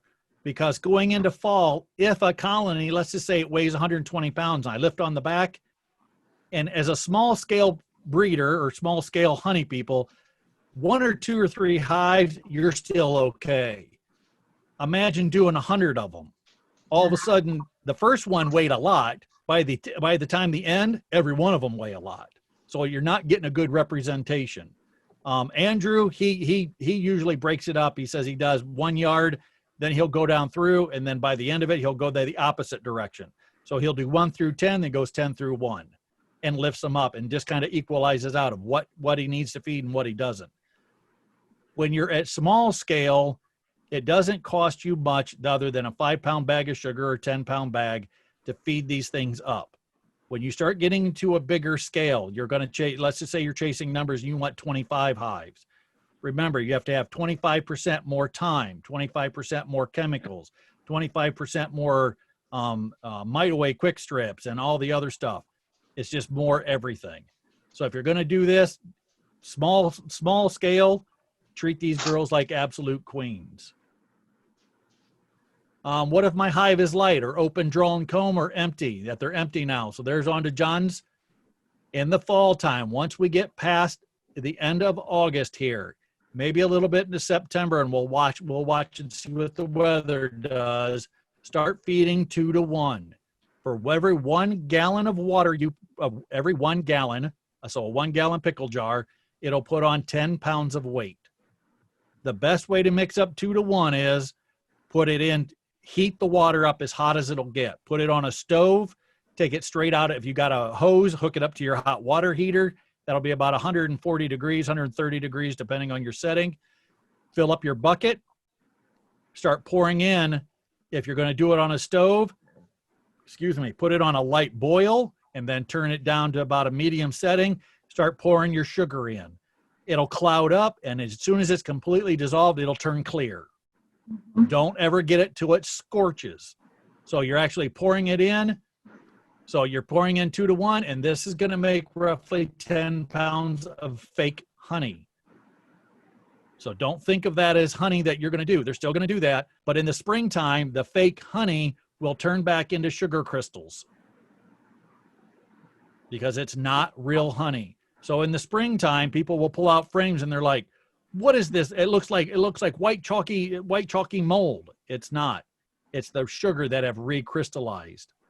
So what you're trying to do is just get that fake honey into springtime, because the bees have got to now eat the sugar crystals and regurgitate it and break it down. And it takes a lot of work to turn the sucrose back into glucose and fructose. So how do we do that? In the fall, if your colonies are light, you've already taken your honey. Does everybody understand that? Get your honey off first. Now we're going to feed copious amounts. I want to feed, don't just put on one little tiny jar feeder like we did in the spring. I want to feed buckets. I want to feed multiple jars, because if you feed this little, let's say a 1 quart jar, and you put it over the entrance, they're just going to drink out of that, and they're going to maintain and stimulate the brood, and they're never going to store it. If you feed tons of it, all of a sudden they go, hey, we get to store this, and they'll start storing it. They'll take, in the fall, a big colony will take down a 1 gallon bucket like this in about a day. You'll be absolutely surprised. Some other things you can do, in-frame feeders. I say that I've never used them, but as an inspector, I hate them because they have cork. Sometimes they have little funnels that go down inside. Anywhere that frame's at, there's always dead bees in the tubes, in the water. The water's nasty. There's just all kinds of problems with it. So if you want to use it, that's fine. That is your call. What I use is the 1 gallon pickle jars. If you want 1 gallon pickle jars, Shishler Pickle, it's south of Angola, Indiana. When I go to my mother-in-law's, I go up through there. It's like $2.10 for the pickle jar and the lid. And I always buy extra lids, like I think they're 32 cents a lid. You can buy tons of them. And if you want some, I can pick up some. But you get 4 in a box, and you can turn around and use them that way. If you're going to use quart containers, find somebody that's a woodworker, and the shims underneath have to be at least a 1/2 inch tall. I've seen too many people take like little door shims that are like 1/8 tall and put them underneath the pickle jars or underneath the mason jars. And then they say, well, Jamie, the bees aren't drinking. Well, how are the bees supposed to get underneath? What's the height of bee space? 3/8. 3/8. If you have a door shim that's at 1/8 of an inch and you're asking me, the bees can never get underneath it. So you have to have at least a 1/2 inch because you want to give them bee space plus just a little bit of that over that 1/8 to be able to get in, invert, and then take their tongues. And remember that the holes in that, take a small paneling nail or a thumbtack and then use it like the little brass hammers, a little tiny, like the little tool kits, put it in top and just hit it. Don't take a big drywall screw or anything and open these holes up, because if it can start, instead of pulling a vacuum, it'll turn around and start bubbling itself. And then 1 or 2 holes will pour out and the other hole's using the breather, and it'll just pump that sugar water right down inside the colony. So you're just going to drown your bees. Some of the other questions: what type of winter will we have? When I did this in 2013, and I always keep 2013 on here, it was a frozen earth. We had the worst winter in 2013. I lost more than 80% of my colonies that year, because from the time I think it was right around Thanksgiving, it got to sub-zeros. And I mean, it stayed that way all the way till almost March. It was frozen, barren. Well, that's when we had snow drifts halfway up our cars. We were shoveling stuff out, and the bees were supposedly good. But what happened is it would melt out a little bit, but the driving winds would take these colonies and strip all the heat off of them, and it just killed them. I wish, and I just would, I don't know. Because when I was a kid, we never had these high winds. We never had all this extreme weather. And now, if you believe in global warming, and I do to a point, things have changed around. Sometimes now in these winters, we don't get no snow at all. And we get drop down temperatures. But just prepare for the worst. If you have time, honestly, if you have time to put up a wind barricade, do it. If you have access or a farmer nearby that has straw bales, build a wall up, drive in early, not in the dead of winter when you can't do it. The big fence T-post, drive them in the ground and get this thing barricaded in case. And I've had Bill Brubaker, built this gigantic wall out of straw bales, like a 3/4 horseshoe around his colonies. The wind hit it hard enough that it pushed it, knocked all the straw bales, knocked all over 3 of his hives, and they all died. So secure this thing up. Remember, we don't have 20, 30 mile an hour winds anymore. We got 60, 70 mile an hour winds sometimes. So just do everything you can. And if you're a small scale and you have a farmer nearby, or you have access to pallets, or you have access to things like that, put in 2 big T-posts and slide it, or put the pallet and drive a T-post down in between each side of it. I mean, that's all you're doing is trying to break that wind. Or the snow fence. Everybody knows what the snow fence is. You'll see the gaps in between the wood. You can buy that relatively cheap and line up around. Just anything to break that wind from stripping the heat off your colony. How much honey should I save back? Yes, ma'am. Okay, I have a question about putting the hay bales around. I only have 1 hive. Should I put 1 all the way around, or do I go too high with the bales of hay? If you can go 2 to 3 and put in some T-posts to lock it in, but give yourself enough room to walk around it. Yeah. Don't cut along. And I've done this, and in fact, I'll show you a picture of Dwight Wilson and I. Dwight Wilson and I built, in fact, I can drop off the picture up right here and I'll show you. Let me take this. This was our second year. This is what we do at Dwight Wilson's house now. Enough room in here that you can walk around the colonies to check the inner covers. So you can pop the telescoping top, take a peek. This is the south side coming this way. It's nice and opened up. It's opened up to the south side. We used to wrap tar paper around them. Bottom entrance is torn open, so you can wrap the tar paper around it, rip it open a little bit, and a top entrance. What we did before is we completely put the straw bales around every hive till it almost like an igloo. Then we pop the tops, and there would be buckets of water on top because it's too thermal regulated.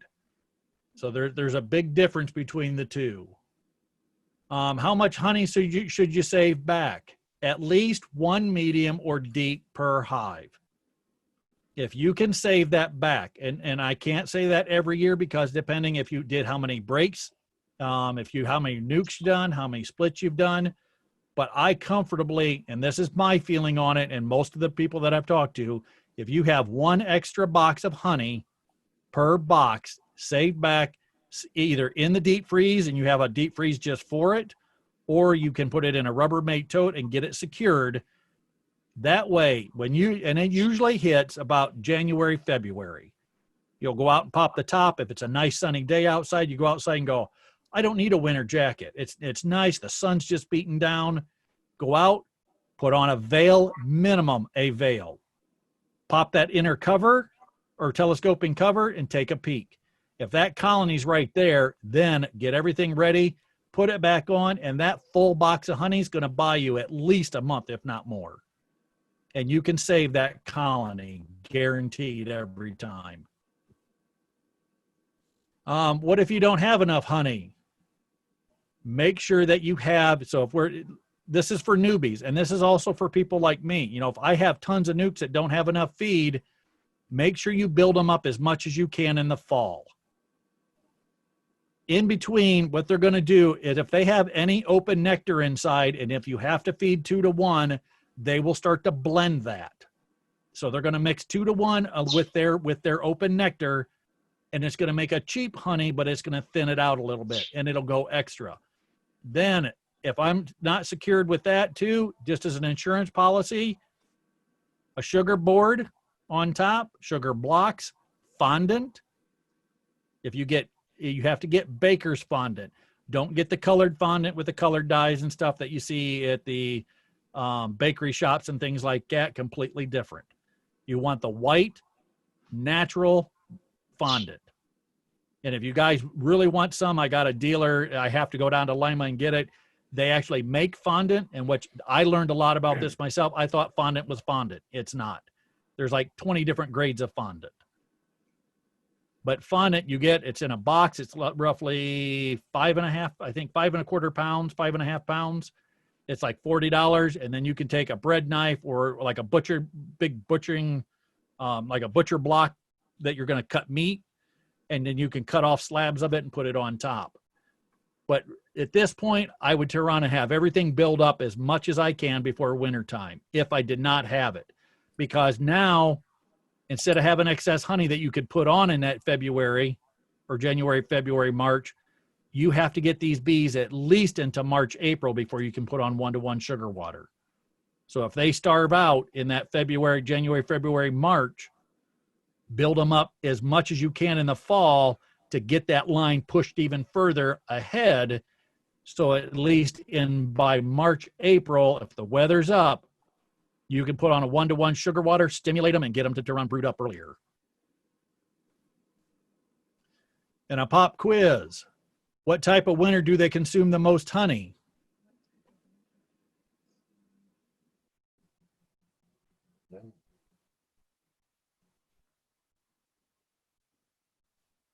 Seems like colder. I would say it's colder. Seems like it'd be colder. Because they would need more The energy. mild winters.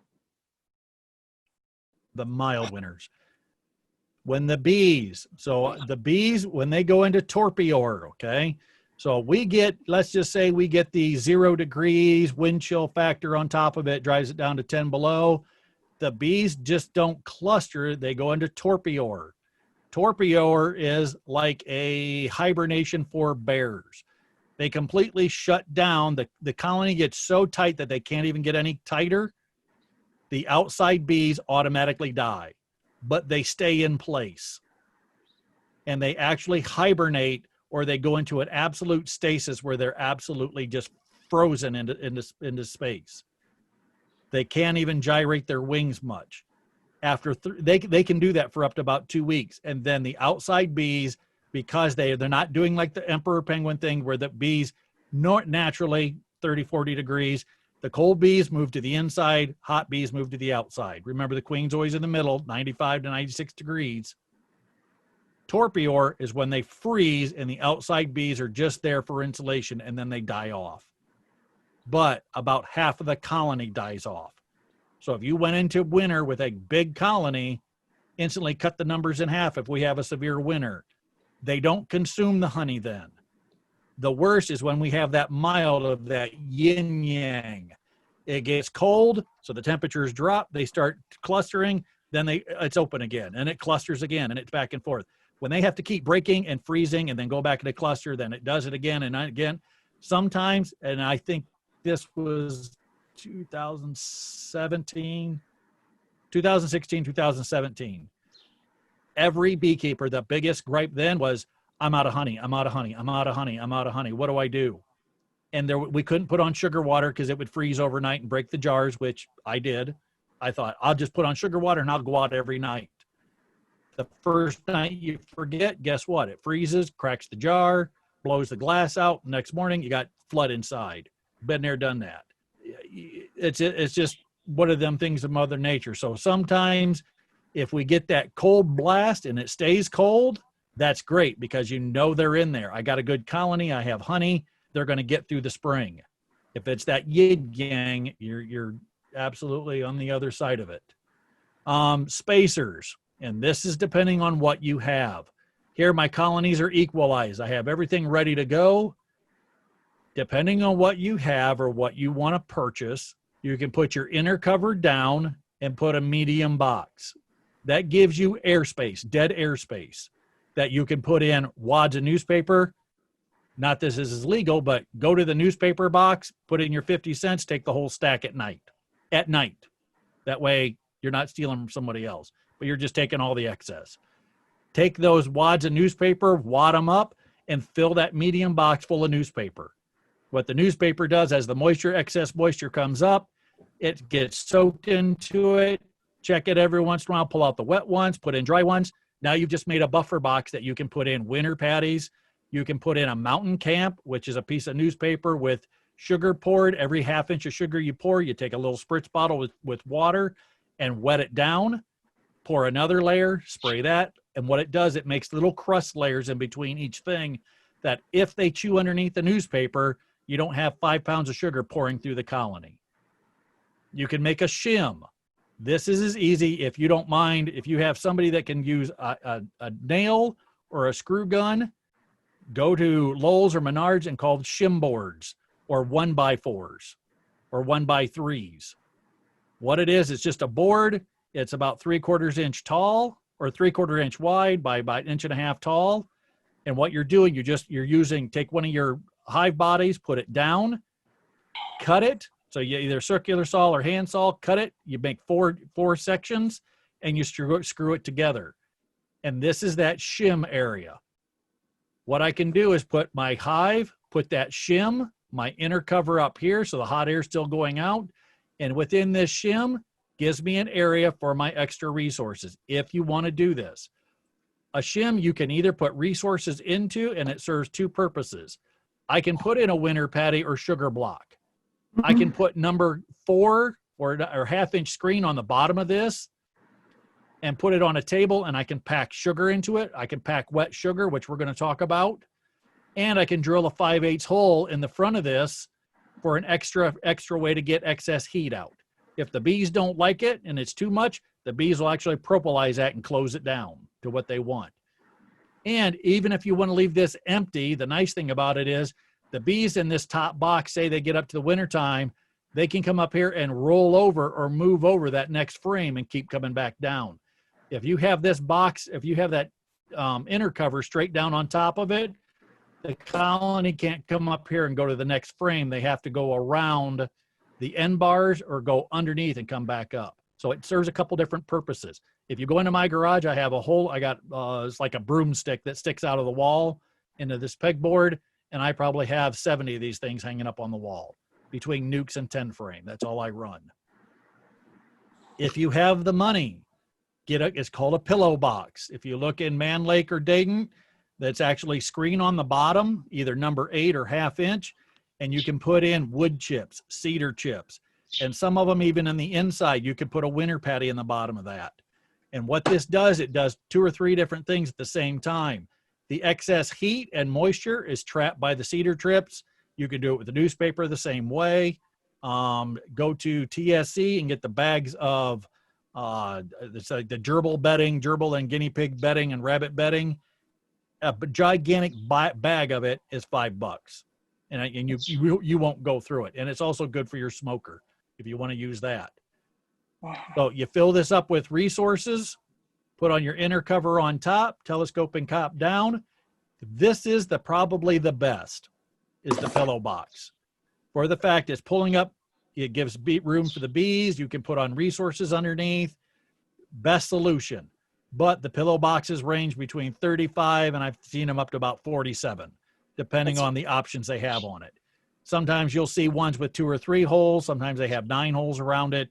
It depends on the configuration and who's actually building them or buying them.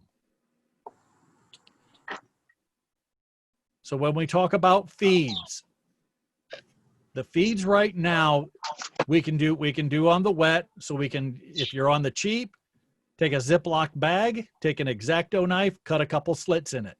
The bees will come up and feed and drink through the slits, and they'll drink that bag completely flat.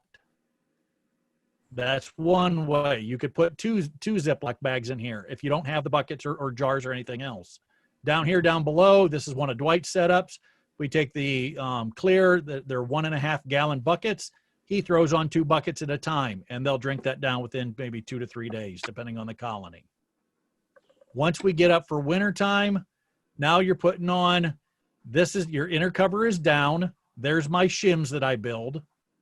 And all they are, you just, if you have a saw, you just cut them down. You can make these. If you know somebody that has a chop saw, there's a radial saw, like in a little box, a little miter box, you can make these, you can make hundreds of these things. This is called a mountain camp or a sugar board. What you're going to do is you're going to put that down, put your shim, so your airspace, and you're just going to pour dry sugar. Don't pour it down through the center, and you're going to pour it all around the outside. This does a couple different things. It pulls up the extra moisture. If the bees can't chew through the bottom, so you don't have to worry about that problem. And the problem is with this is they have to take the sugar, break down the fruit or sucrose into fructose, or the fructose into glucose and sucrose into fructose and glucose. It takes longer for them to break this down, but it's an insurance policy that you can use. The bees will come up. When you pop the top, you'll see the bees constantly, and then they'll get this little edging, and then you just take your hive tool and just scoot the sugar towards the hole. Don't shove it down inside, and just keep shoving it close to them. Then take the dry sugar, pour it around the outside. Once we get into like November, December, this sugar here will be as hard as a brick. And then the bees will start munching on it, and you'll see this little area that looks like if you've ever seen a piece of wood where mice chew on it, that's what this sugar will get as hard as a brick, and the bees are chewing the direction that the most warmth is in, and they'll turn around and start chewing that. You still have an entrance here. You can drill a 5/8 hole on either end and help with that excess moisture if you need to. The other way to do it is to take a piece of newspaper. You can do this on the colony or do this on the telescoping lid off beside. Rip off a piece of newspaper, pour some sugar, and that's when you spritz it with a bottle. Once it becomes a little bit of a hard cake, lift it up, put it down inside. This is a little chunk of winter patty. You do that on both sides. This is a 4x4 or a Michael Palmer hive, which you guys have probably heard about. So here's the same thing. It's just, there's my winter insurance. And this is done with a shim. It's just 2 hives. It's a deep, split in half. Dwayne Hathaway, he puts on 3 winter patties because he goes to Florida and puts on fondant. Hey, Henry. So it's another way to do it, depending on the setup. And remember, all of these things cost money. So it's not like anything's cheap. If you have another way of getting them cheaper or another resource, you're all better. It's not a lot of money. I mean, by the time you do some of this, you're up to the probably $10, $12, $14. Winter patties a little bit more because the price of winter patties has went up. But it's a way to get on and assist the bees to get around and getting everything built up for wintertime. The dry feeds, it does not require the bees to extract the moisture. The dry feeds, let's start doing in October, all the way through January, February. So that's when you do the winter feeds. The wet feeds is anything 1-to-1 or 2-to-1 that we're going to start building up now. Either you're feeding 1-to-1 to start keep drawing out wax, or 2-to-1 after that wax season's done. It's still staying too cold. Wax season's done. You pull everything out and you start getting yourself ready for winter time. And then all our wet feeds are done. When it stays that overnight, when you start seeing that 40 overnight, during the day, it's not getting much more than 50, 55. Wet feeds are done because you have to give the bees enough time to get that excess moisture, fan it, and to get that excess moisture out. Because two things about this. If you have a colony go through and it's all capped honey and all the moisture is driven out, they're still putting off about, for every gallon of honey they eat, they're putting off a gallon of water. If it's at 16%. If they put in tons of wet feed, or you kept feeding them and they had 30, 40% moisture or more, you're going to have to really ventilate that top to get all that excess moisture, because they're pumping out 3 times the amount of moisture. Same way with open nectar. If they didn't cap all of it and it's still open nectar and you get into the winter, you're going to have to remember, open up that top space quite a bit more, because you're going to try and check that. So you're going to pop the top of the telescoping top. If you start seeing that little spritz bottle, remember, you're fine. That little bit of excess moisture is not going to kill. But if you open it up and you see raindrops on the telescoping cover and you tilt it and the water's running, you have to get that ventilated somehow, or one way or the other. Either with a shim, 1.5 inch shim, you're going to turn on, put in 16 penny nails and get that top and get that excess moisture. Because dead bees or wet bees are absolute dead bees. If the moisture gets up that high, they cannot. It's like you taking a 80, 90, maybe 100-degree shower and then throwing you out in a snowbank at 60-mile-an-hour winds. They can't thermoregulate themselves when they're wet. They'll just automatically die. So there's all kinds of options you can do. Remember the stressors. The decreased temperature of the wind chill. So we're going to do that windbreak. Rain, same way. If the top blows off, now there's one exception to this. If the top blows off, 90% of the bees will die. Other than if the telescoping lid blows off and they're really mean bees, guess what? They'll live right through winter time. The pests, make sure you have all your pests in check. The moisture, make sure you have that all ready to go, and that you're going to maintain it all winter. Just take a pop and take a look. And starvation.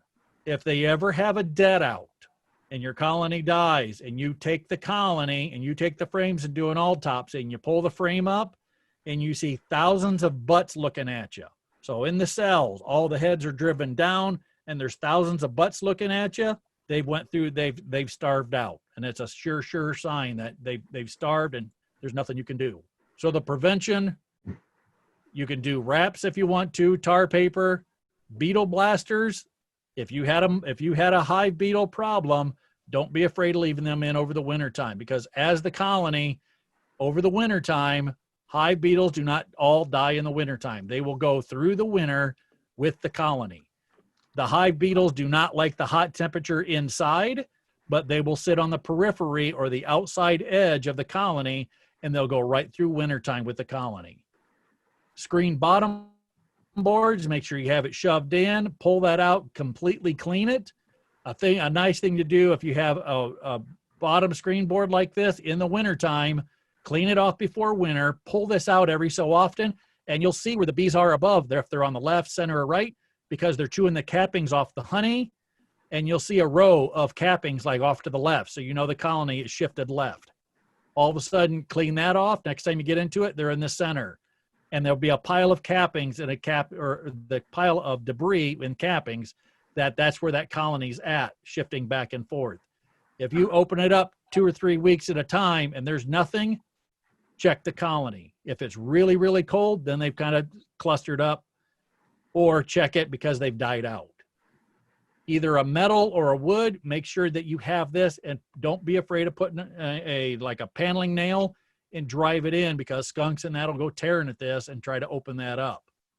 wind breaks.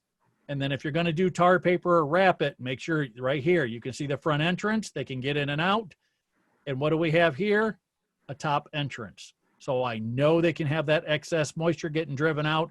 And if that gets that one warm day in the wintertime, and we all know that we've had it, that wintertime you walk out, it's nice and sunny out, they can get out and make a cleansing flight. That is absolute mandatory. So are your hives ready? It should be coming up here in another 2 to 3 weeks. So in this, I have my front entrances. I flip my covers. I start, once I get 50 degrees, and it stays under 50 degrees on the outside all the time. The night times, it can drop down a little bit more. After I know that, I slam them all together. Sometimes I'll put insulation in between because the telescoping tops will bump into each other. Nukes, I have traveling covers, and I slam them all together like a hotel. So this one in the middle doesn't have to warm up as much as this one or this one on the outside. I used to, Dwight Wilson and I used to go around with a 5/8 bit and drill everything. You'll see these 5/8 holes in about everything I had. I always put it on the front entrance that bees could still come in and out, do a cleansing flight. But now I have tons of boxes that have tons and tons of holes all over them. And these are all the boxes that I used to build. They have table slots in them. I don't make my boxes anymore. I call Dwayne Hathaway. Any questions on that? It's a lot. It is a lot. But just if you're preparing now, start thinking about your plans getting into wintertime, what you plan on doing. Do you plan on taking some honey?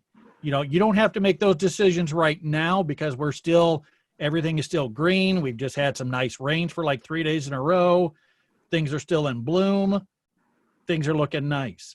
When I start to fret, and for me personally, when I see that dearth coming on, then I know, and I've even blown off work for this, honestly, get the front entrances cranked down because robbing season's coming up. Start equalizing the colonies. If you have a colony that just needs a little bit of a boost, steal some frames of cat brood, best. Shake all the bees off, put it in that colony, let them have the 16,000 jump.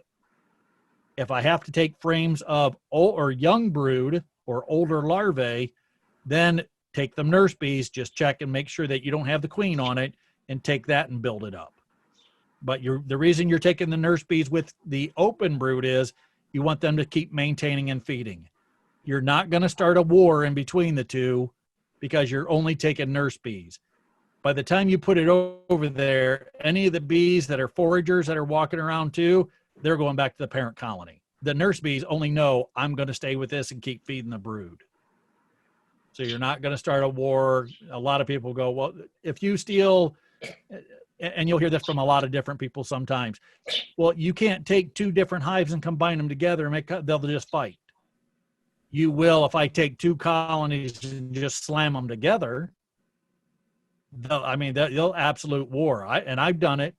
Took 2 nukes one time. It was pouring down rain. I just slammed them together and thought, let them fight it out. They'll be all right. There's thousands. One colony will almost decimate the other one. That's the reason we put newspaper between the 2. Let them get used to each other's scent. They'll go up. The queen that smells the worst, she dies. Or they'll get into a locked battle like 2 C's locking into each other, and they'll kill each other. One will kill the other one.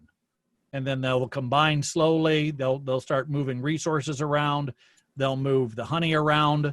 And usually if you take 2 deeps or let's say 2 deeps in a nuke, 2 deep, so 5/5, put a newspaper 5/5. Usually by the time all the brood emerges in the top box, they'll move it. They'll let those come down and they'll take all the honey in the bottom 2 and move all that up. So now you got a colony that's twice as strong, goes through wintertime. You feed them up in March and April, and now you could split it 3 times in the spring. Easy. But for me, that's probably, of all the things that I bee keep, is getting ready for winter. I should be much more diligent about it, but I'll look at a colony and I'll think, she'll make it. And that's usually the ones, if I say, your gut will tell you what looks good and what don't. And you guys have seen what looks good and what don't. So if you look at it and you got that gut feeling of, it's just not going to do it, put the newspaper method, combine them up. Don't let a colony go through the winter and lose 2 colonies than it is slamming them together, let it get through winter, and then in the springtime, split it into 3. Andrew Carlin's probably a lot better at it than I am. But even then, he teases me about it. Why don't you just do this? Well, that's all great in theory. Jamie? Yes, sir. I'm sorry I missed the first 45 minutes or so, but quickly, did you Yes. were there paper copies of today's thing that was sent? No, I did not have. What I tried to do is try to get everybody's inspection in for the last 3 days, and I had these. I do have this all printed, but what I'm going to do, and like I told the other ones, if you want to take this class next year, free of charge. Once you pay once, I mean, I've had some of the first year I taught, they still come back and listen to the classes and stuff. Not a problem. The only thing I ask, if you're going to take it next year again, if you want the PowerPoint slides, all I ask is just give me a heads up and just say, yeah, I'm going to RSVP so I can print out enough for you. Hear this for the next 2 weeks on Tuesday, Wednesday, Thursday, Friday. I'm going to make a one-on-one appointment, kind of that first come, first serve from about 9 in the morning to about 4 in the evening. And then I'm going to do like a 2.5, at least a 2.5 hour, because some will be a little bit further than others. And then I'm going to try and spend about at least 2 hours plus and minus travel time with each one of you trying to do this.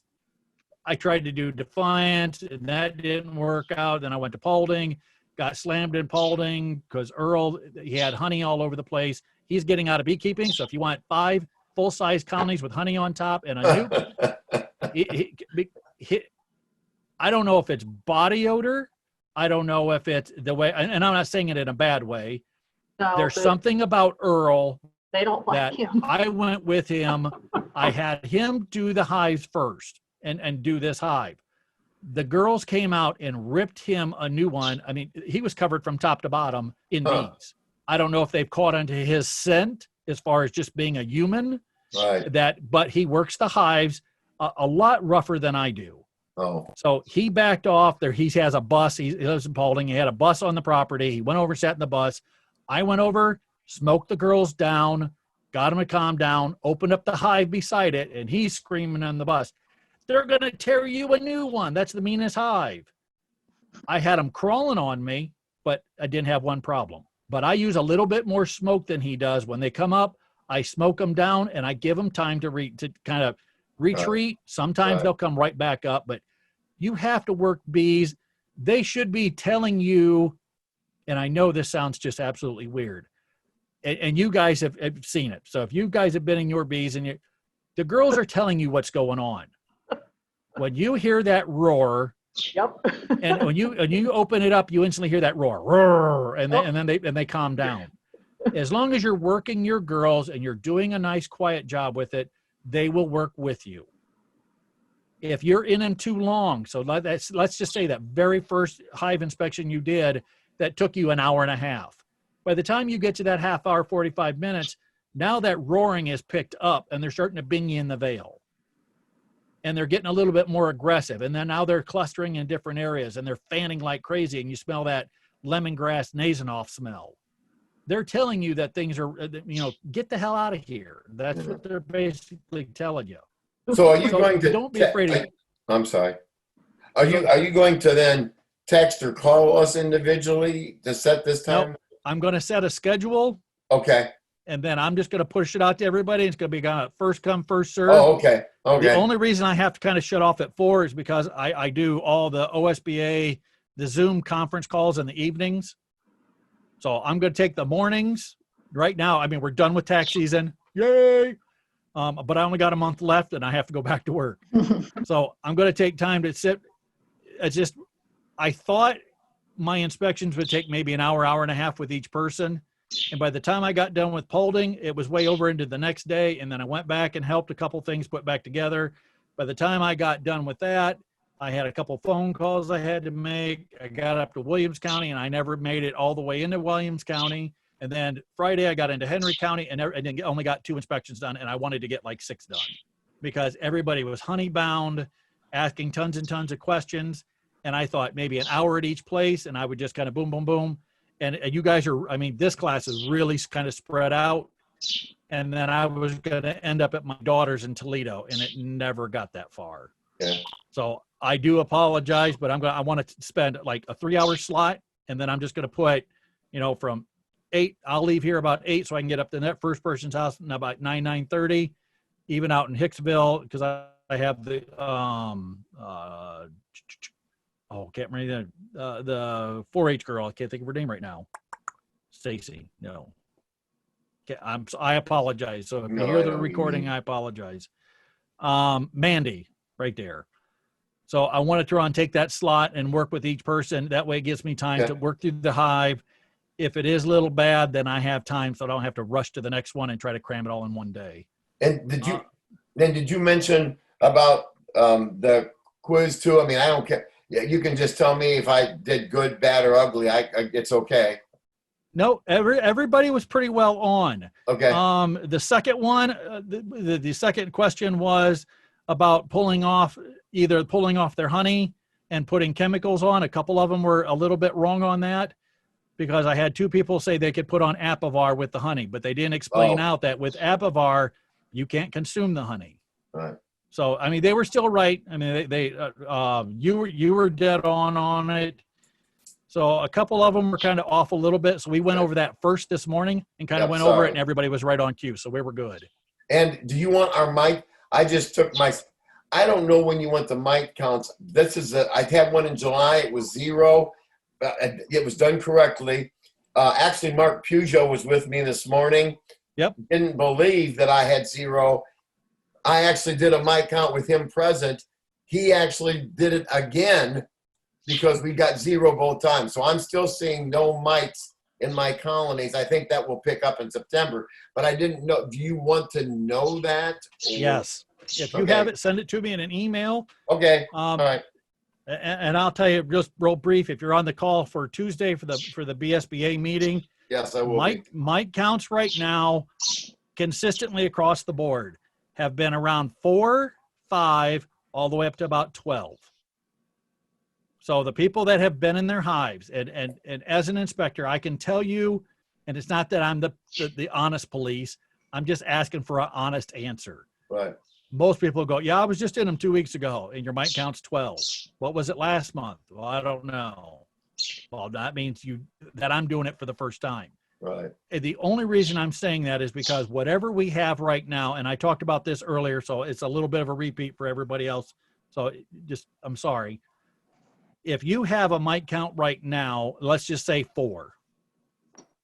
When we start getting into September, October, if we have a dearth and robbing season starts, the problem is with that is a feral colony, your next door neighbor, another beekeeper in your 5-mile area, if they have a weak or distressed colony, and feral hives also, your bees, if they're a strong colony, they're going to go out and rob those colonies, and they're bringing back the mite load plus the resources. Because remember, these girls love to work, but they're also opportunists. So if you have somebody in the area that has EFB, all of a sudden has American foul brood, they have a high mite count that they haven't checked their hives, all of a sudden your mite count might jump from 4 to 18. If it's a mite bomb where somebody didn't do anything from May or April, May, all the way to now, that might be a mite bomb, which I did show let me see if I still have it up. Yeah, I do. I'll show you this, John. This lady, and I get into it every year, Jamie Reitnauer is wondering, Jamie Reitnauer is my guy in Defiance that decided that he wanted bees, hasn't told me about it. This lady here, and I know her, I know a friend of a friend that knows her.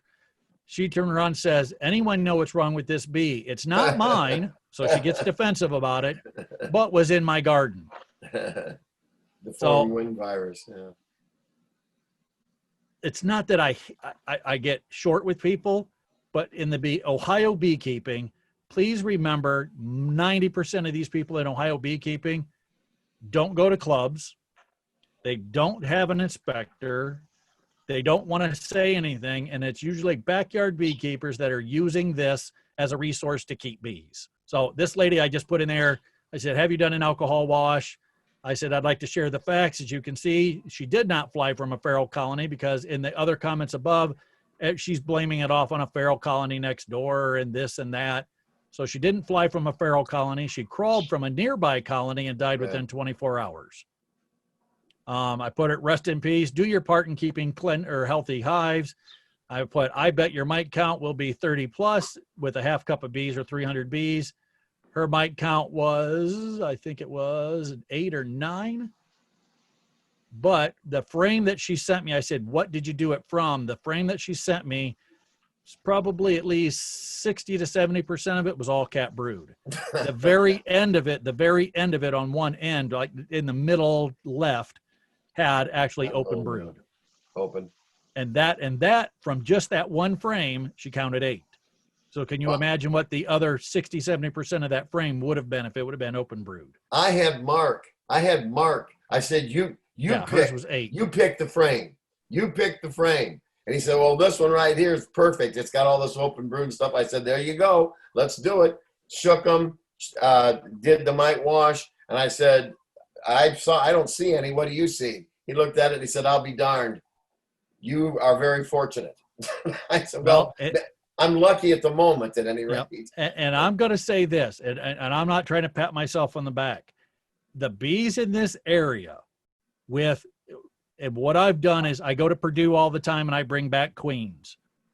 They're usually, they call them mite maulers, mite chewers. I mean, angle biters. They are chewing to a higher factor rate than normally would by nature.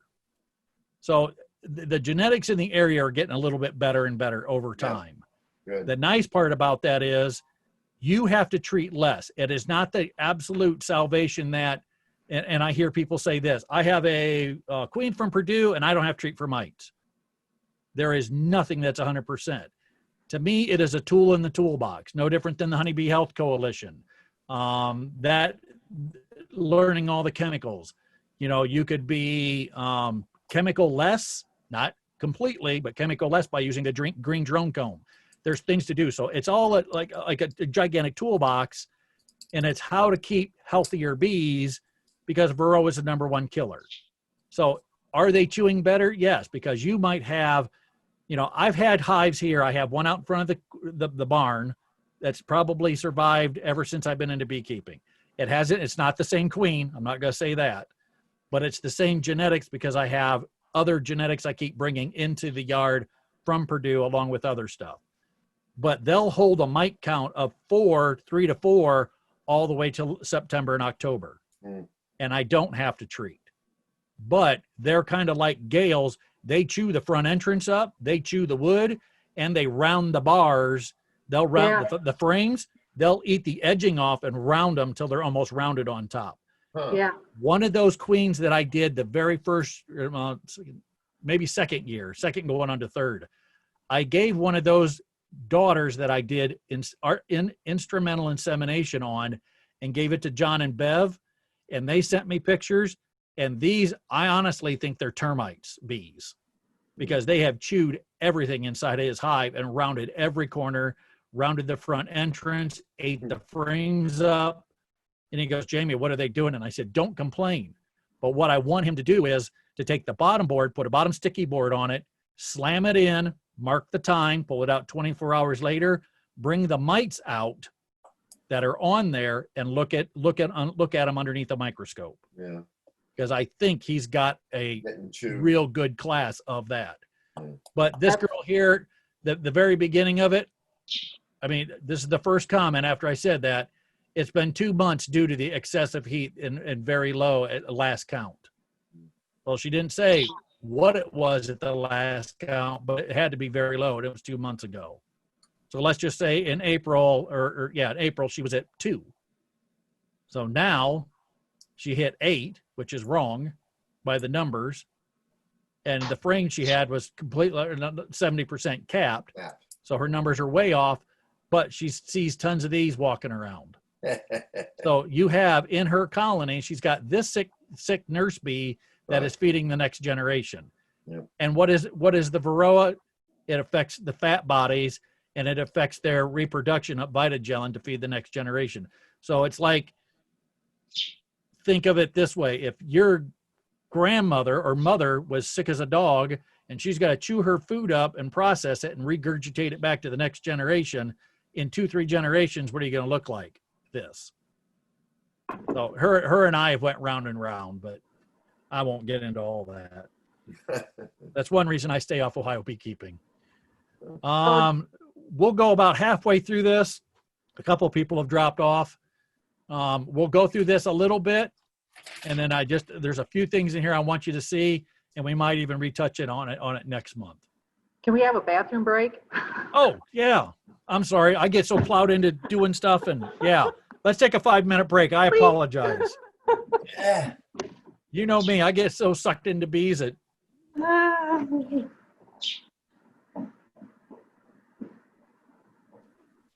So Jamie, while they're quiet, yeah. quick question. So Yes, if you have a mite load of like 4 right now, would it Yep. be okay to treat preventatively? Preventively, you're at about 1.5% at 4. Okay. Per 3, you did the 300 sample, correct? Yeah. Okay. And I just want to make sure, because some people will do the 100 and say, I got 4, and then they don't tell me there's 100, because now you're way over it, because No, you I should took- only have 9 per lot. 300. I Okay? took a lot just to be careful. No, and but I always ask. I apologize. Sometimes people are like, let me tell you. And I'm like, I have to ask other questions to make sure I got you right. At 4 would be a good time. If you have excess honey or a couple of frames, go ahead and pull them and extract them if you want. If you're done at this point pulling honey, put those frames, extract them, put them right back on. Okay. We still have time. The nectar flow is still going on. Soybeans is still going on pretty decent. It's starting to dry up from the kind of reports from Kevin Adkins, because he put supers back out just to get soybean honey, because it's very, very light. So Okay. as that starts to dry up, if the hives are not at weight, then I'd start feeding 1-to-1 or 2-to-1.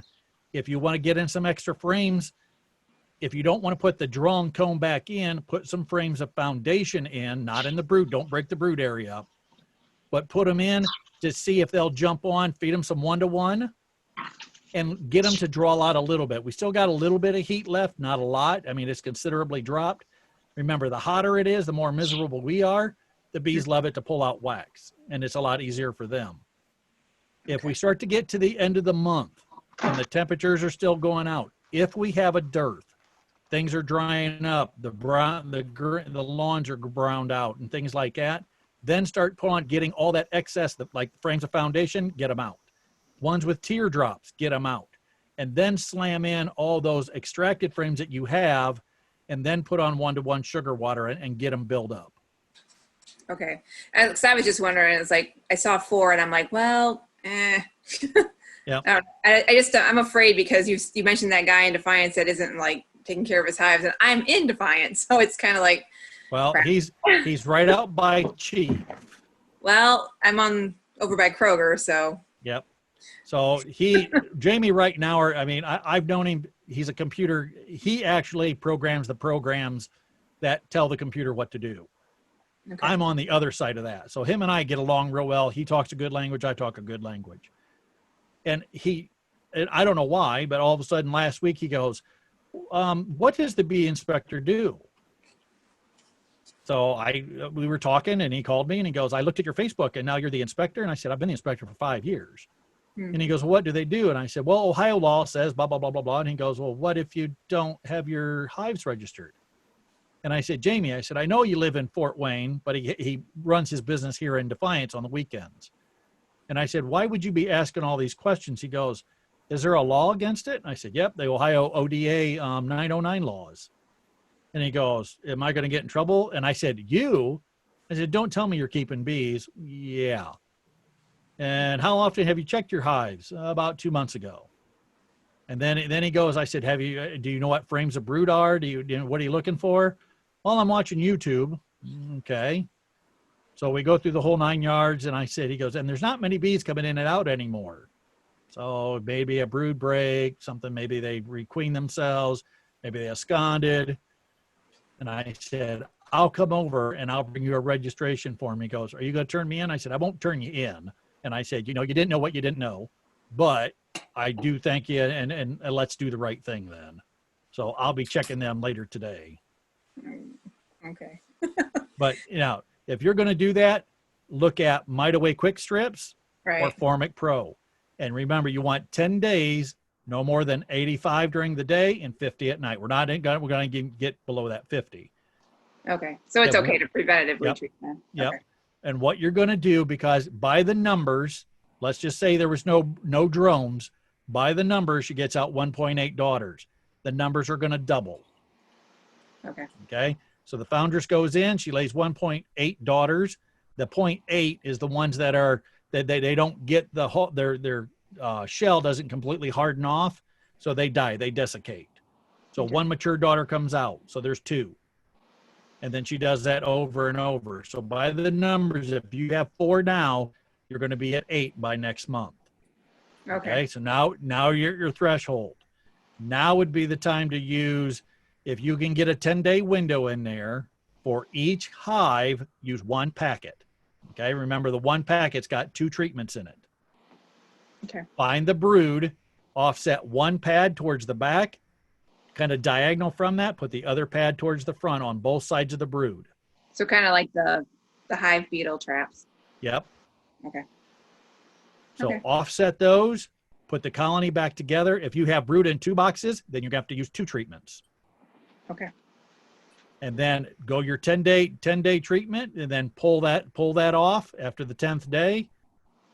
And then turn on it, and what you're going to have, it's going to set them back just a little bit.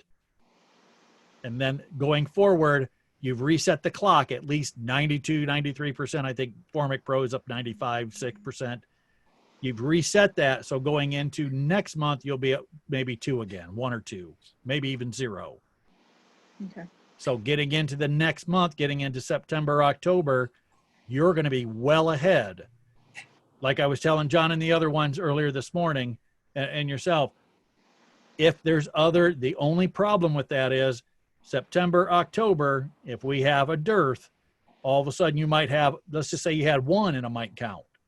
If you have a feral colony or somebody who's not treating their bees correctly or letting them go, or you have a mite bomb in the area, all of a sudden you treated, you're looking great. You get into November, December, and your colony dies, and you do an autopsy on the 300, and you find a mite count of 60. It's happened before. Mark and Jane Newman that live right down, the old armory was at, Mm-hmm. right at the front of town. I went and done an alcohol wash because I'd done their inspection late in the year. And Mark says, wait till the end of the year. I really want to try to get my bees through winter. Did a mite count in February, and it was 114. Goodness. And and there's no other beekeeper in that area overlapping his zone. So it was either a feral colony was nearby or something else happened in between. But it does happen. Mother Nature of all, she's the one that says you live, you die. Do you have that website for that over where we can find out who's in our area? Like not who their name is, but like where the hives are at that are registered?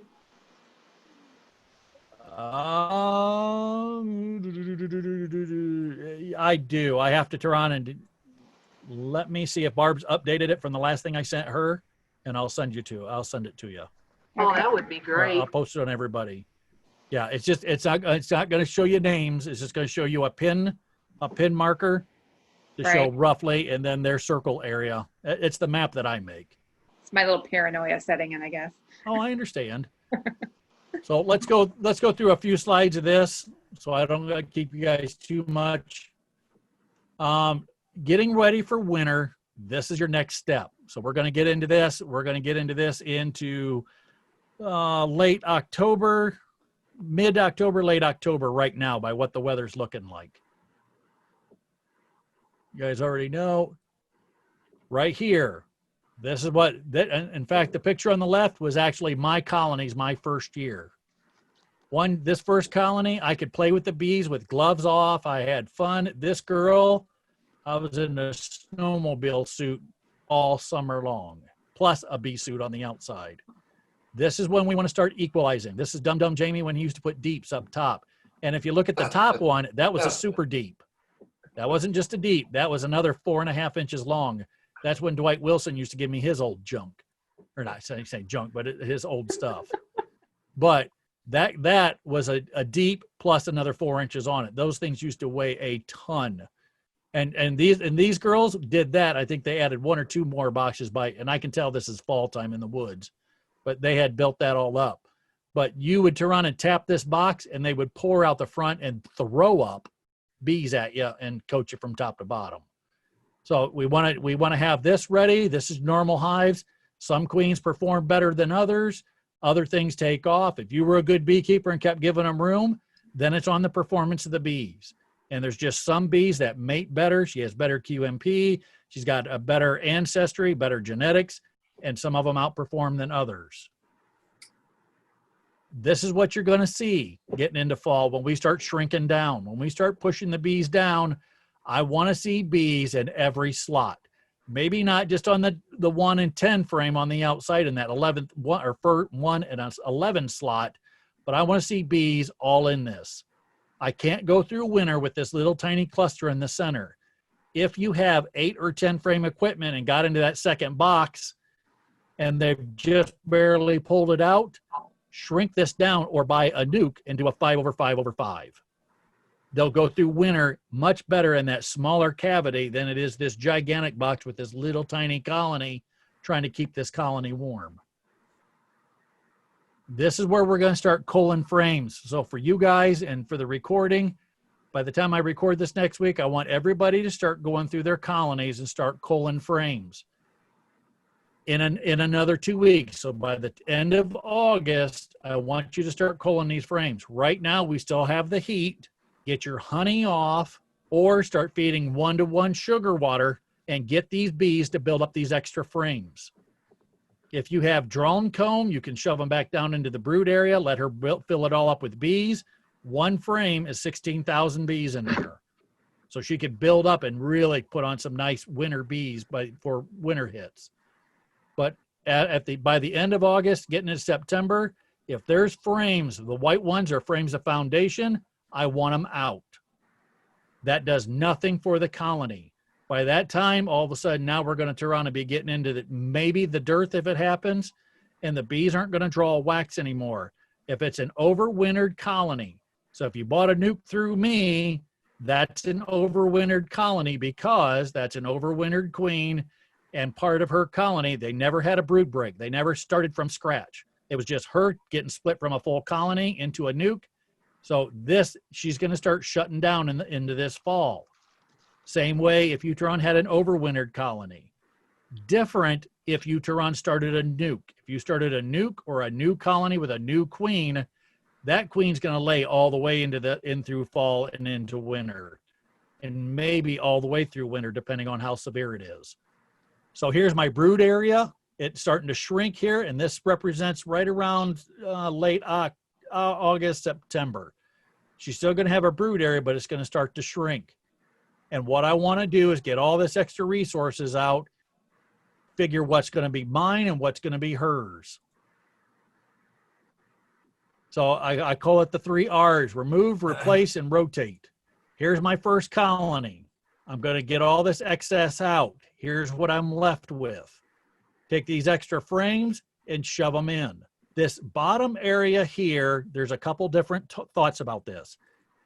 Most bees will use this as a transfer area in the bottom box. And when I mean transfer area, it's the forage bees coming in, they're dropping off pollen, and then the house bees carry it up top. So they're using these open cells. They usually keep the bottom open a little bit, and they're turning around and stuffing in that pollen because the bees don't come in with pollen and travel all the way up to the brood area and drop it off and come back. They're just in and out, in and out. They come in, they regurgitate through trophallaxis, the nectar to the next bee. That house bee transfers it all the way up to the top. Or if you have an upper and bottom entrance, some bees will catch on to this and go, hey, instead of crawling into here and all the way up, I can crawl in the top hole here and just regurgitate it here. And you'll see bees do that. Or you'll see tons of wet nectar in the top all the time. You'll go, why isn't it capped? The bees have learned to use the top entrance because they know not to crawl here and go through, or there's a lack of house bees, so they're going around it. So we're going to get all the top area cleaned off first. After we do that, if you do it early enough, you can rotate this down, take this area up. So you're going to try and keep this extra dead area, and you're only going to know this doing a full hive inspection. If you have both boxes that are completely full and there's no transfer area here, don't switch it. In Gail's fact, because that colony is so tall, this bottom area, maybe the 1/3 of it's going to be empty.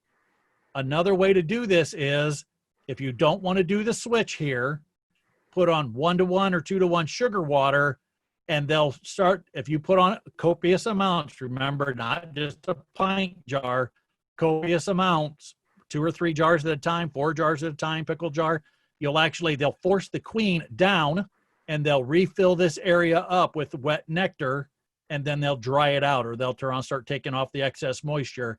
That'll drive her down.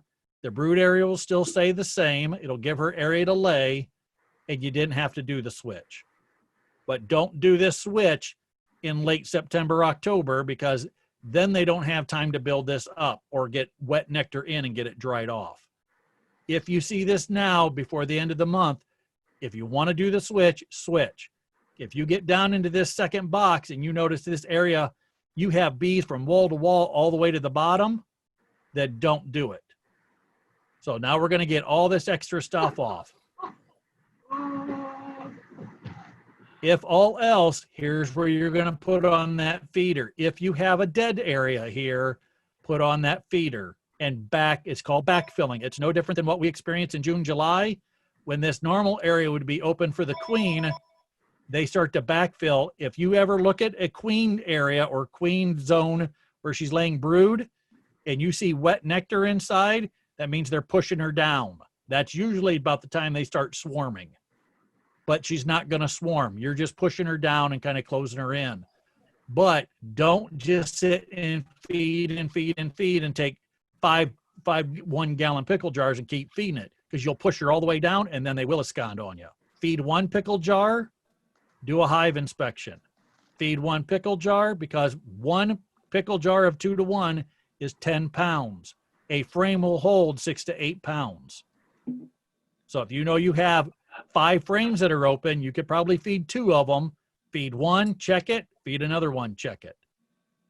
The problem is I have newbies will talk about this all the time. Well, I just keep putting on pickle jars, or I have 4 quarts and I just keep putting them on. Well, all of a sudden, late September, she'll abscond, or they'll lay queen cells, and then they'll take off, and the colony's usually doomed by then. And this is where I'll stop on the mic check, or on my checklist.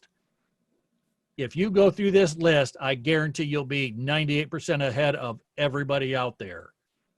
Mite checks. You have to have healthy bees. Right now, maybe even back it up 2 weeks. This is all the winter bees that aren't going to live that 5 to 6 weeks. They're going to live that 3 to 4 months plus. They have to have healthy, fat, vitagelin, real fat bodies, and you're going to notice that because you have to have that going into winter. They have to have that extra vitagelin. Remember, a bee can't warm itself up. But when they vibrate and gyrate against each other, it's like taking your hands and rubbing against each other. You're creating friction. The colony is keeping clustered, and that's what's going on. The colony strength. Wall-to-wall bees, top-to-bottom bees. When you take off this excess honey, the bees should be bearding out the front. Tons and tons of bees. Because remember, even if you have bees that are bearding out the front right now, let's just go back a couple pictures. Go back. Let's just say you took all your honey off, and these are the bees you have left. It's just the bees are hanging out everywhere, and you're like, Jamie, the bees are bearding out, and it's getting fall time. These girls aren't going to make it another 2 or 3 weeks anyhow. These aren't the bees you want. These are the bees pulling in resources. They're pulling in nectar and pollen.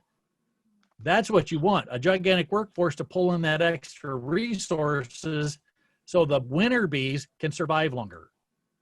Yeah, they're not going to be there. They're not going through the winter time anyhow. By the end of the month, a full hive inspection, top to bottom. and inventory.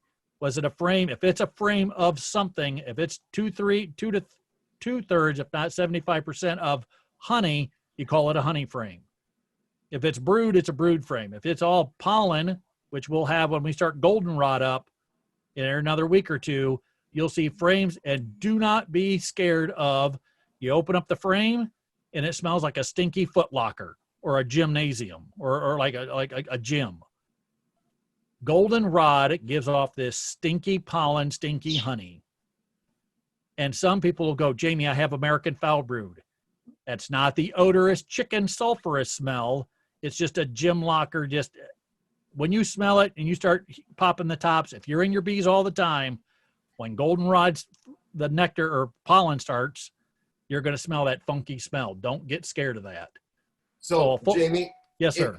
If I have, like I had 2 frames this morning that were probably, I would say 25 to 30% brood and 70 to 75% honey, capped and or nectar combination.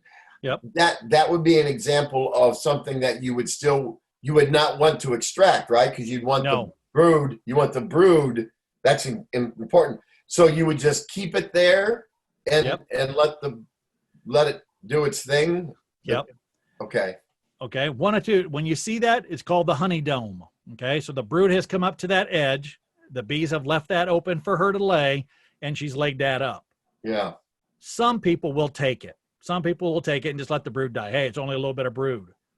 Count the cells up. You'll be surprised how many bees are in it, number there's one. Quite a few. Yeah. If you have that, John, and let's just say you didn't have enough honey to get through winter, you pick up your hive and it's light. That would be the time to feed on 1 to 1 or 2 to 1. Okay. And as they push her down, let's say you had all capped honey above that, as they push her down, they'll backfill that top area first with nectar and start pushing her down to where she's back in that bottom box and not in that little tiny football. You understand that? Yep. And then they'll turn around and they'll dry it out, they'll fan it, they'll get it closed up for you. Okay, I want to make sure that all of the brood is that nice, white, and creamy. I don't see any type of disease. Nothing that's yellow, brown, twisted, dried up. Even at this point, start looking at between the difference. You guys know the difference between wet brood and dry brood. Look at that young larvae in there. Is she sitting in pools of royal jelly? Or is there just a tiny little dot right around her where she can barely swim? If you don't want to have that lull or that drop in production, don't be afraid of putting in there golf ball size, maybe 5 or 6 of them if you want. Throw pollen patty in the top. Keep that up. Then it is for that colony to drop. They cannibalize the brood, and the queen's got to lay back up again. Or you'll go in there and go, I have no brood. I need a queen. You don't need a queen. She just went into shutdown mode. The pest, hive beetle, you don't want tons of hive beetle running around, and you want to keep strong resources to keep out the wax moth. You might find some spiders in the upper corners of the telescoping cover or inner cover. Spiders aren't a problem. They never get in the hive. They always stay around the periphery, and they're picking off other things that are up inside. Ants are another problem. Ants will be a problem until we start getting into the 50s and 40s, and then they'll start going away. I want to check the weight by the end of this month. So that'll tell me you don't even have to worry about any of this feeding stuff, any of this. If you want to leave on all the honey and it weighs good amount, you're set. And let it go at that. If you want the insurance policy, then put on your shim and put on winter patties and other things. But all real honey is the best thing for the colony. The front reducer, get it as the traffic goes down, you're going to close the doors down. Not the 3.5 inch anymore by 3/8. You're going to shut it down to the 3/8 by 1/2 inch. And you might have, and not saying that this guarantee is going to go down, all of a sudden you have like the Indian summer where it gets warm for a week. They can deal with that traffic jam. If you're out there and you see that traffic jam going on, then switch it again. Let them have those few days. But once it gets cold again, switch it back. You want to stop the mice. Yellow jackets are out in force right now. I sent Roger on a call yesterday. I've had 2 calls about them. Bald-faced hornets are going to start coming in, and they will, if your hive is defenseless, so it's weak, it's got a huge entrance, or you don't have an entrance reducer on the front, they'll go in and start eating the brood and picking your bees off and going back and feeding theirs. All them hornets and things, they're carnivorous. They're eating your brood and stuff. And those bees, same way, if you open up a colony and leave it open too long, you'll see yellow jackets and black-faced hornet or bald-faced hornets fly down and grab a bee and fly off. And it's just stressing your bees out. Do you put the mouse guard up like in September, October, or? I do that right after Thanksgiving. Oh, really? Yep. I'll start closing it down right around Thanksgiving time. The reducer comes out and you put the mouse guard in, or you have them both? Oh, okay. Yeah, I close it down. I use half-inch wire. It has little half-inch screens, half-inch squares. Yeah. It lets the bees in, but anything bigger than a bee, because if you have the wood reducers, if the bees and mice, if it's somewhere that you're going to check all the time, you can use the little wood reducers. If it's somewhere you're not going to go out and check all the time, because what mice will do, they'll go to that front entrance, and just like mice, they'll chew that edge and keep going back and forth. If you ever look at that front reducer and see it chisel out at a 45, like somebody's chewing into it, the mice will chew that enough. If he can get his head in, he's popped in, he's inside your colony. Okay. So that's why a lot of people prefer to go to the half-inch wire or the mouse guards that have the 3/8 holes drilled in it, because a mouse can't chew through it. You don't have to worry about it. But if the bees need to, they can come in and out of that 3/8 hole. Okay. Okay? Yep. At that 50, so look at the top. So when we start staying or dropping below the 50 on a regular basis, all the wet feed is off, because you have to give the bees enough time to get that wet nectar. If you have to feed, if it's a light hive, or if you're trying to backfill, you need to be able to get that moisture off. The vented bottom boards, slam shut. Clean them off, pull them out, clean everything off.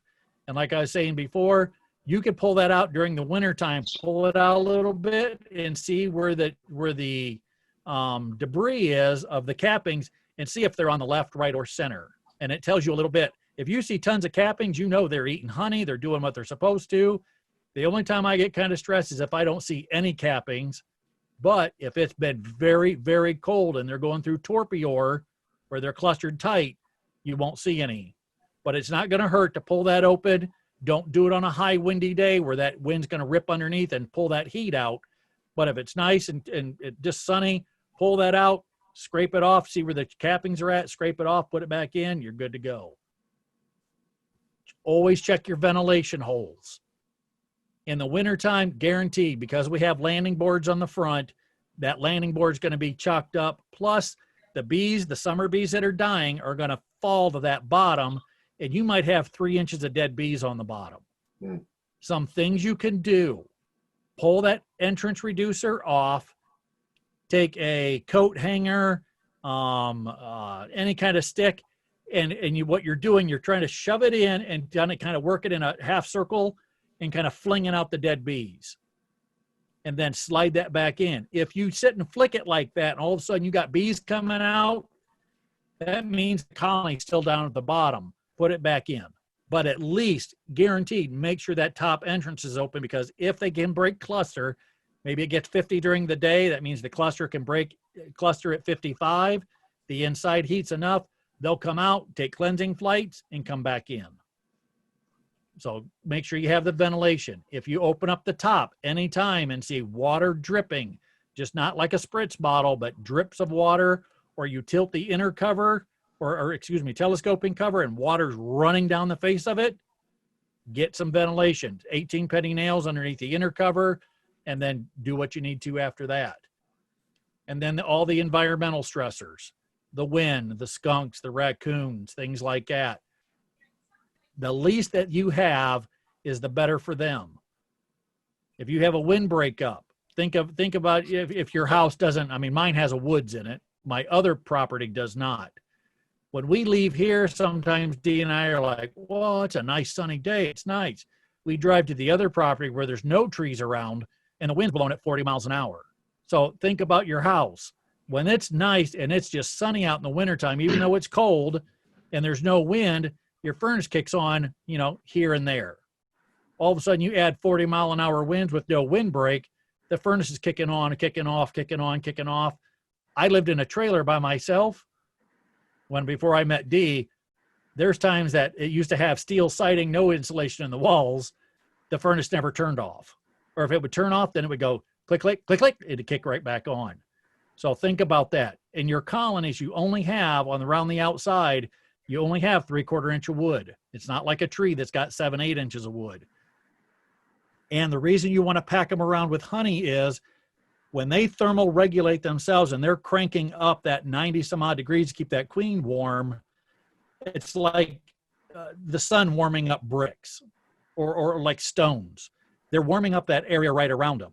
So that thermal mass that's heating, they're not only heating that, it's helping them heat themselves back again so they can move around a little bit and eat some resources through trophallaxis, feed each other, and then feed the queen and keep the colony nice and healthy.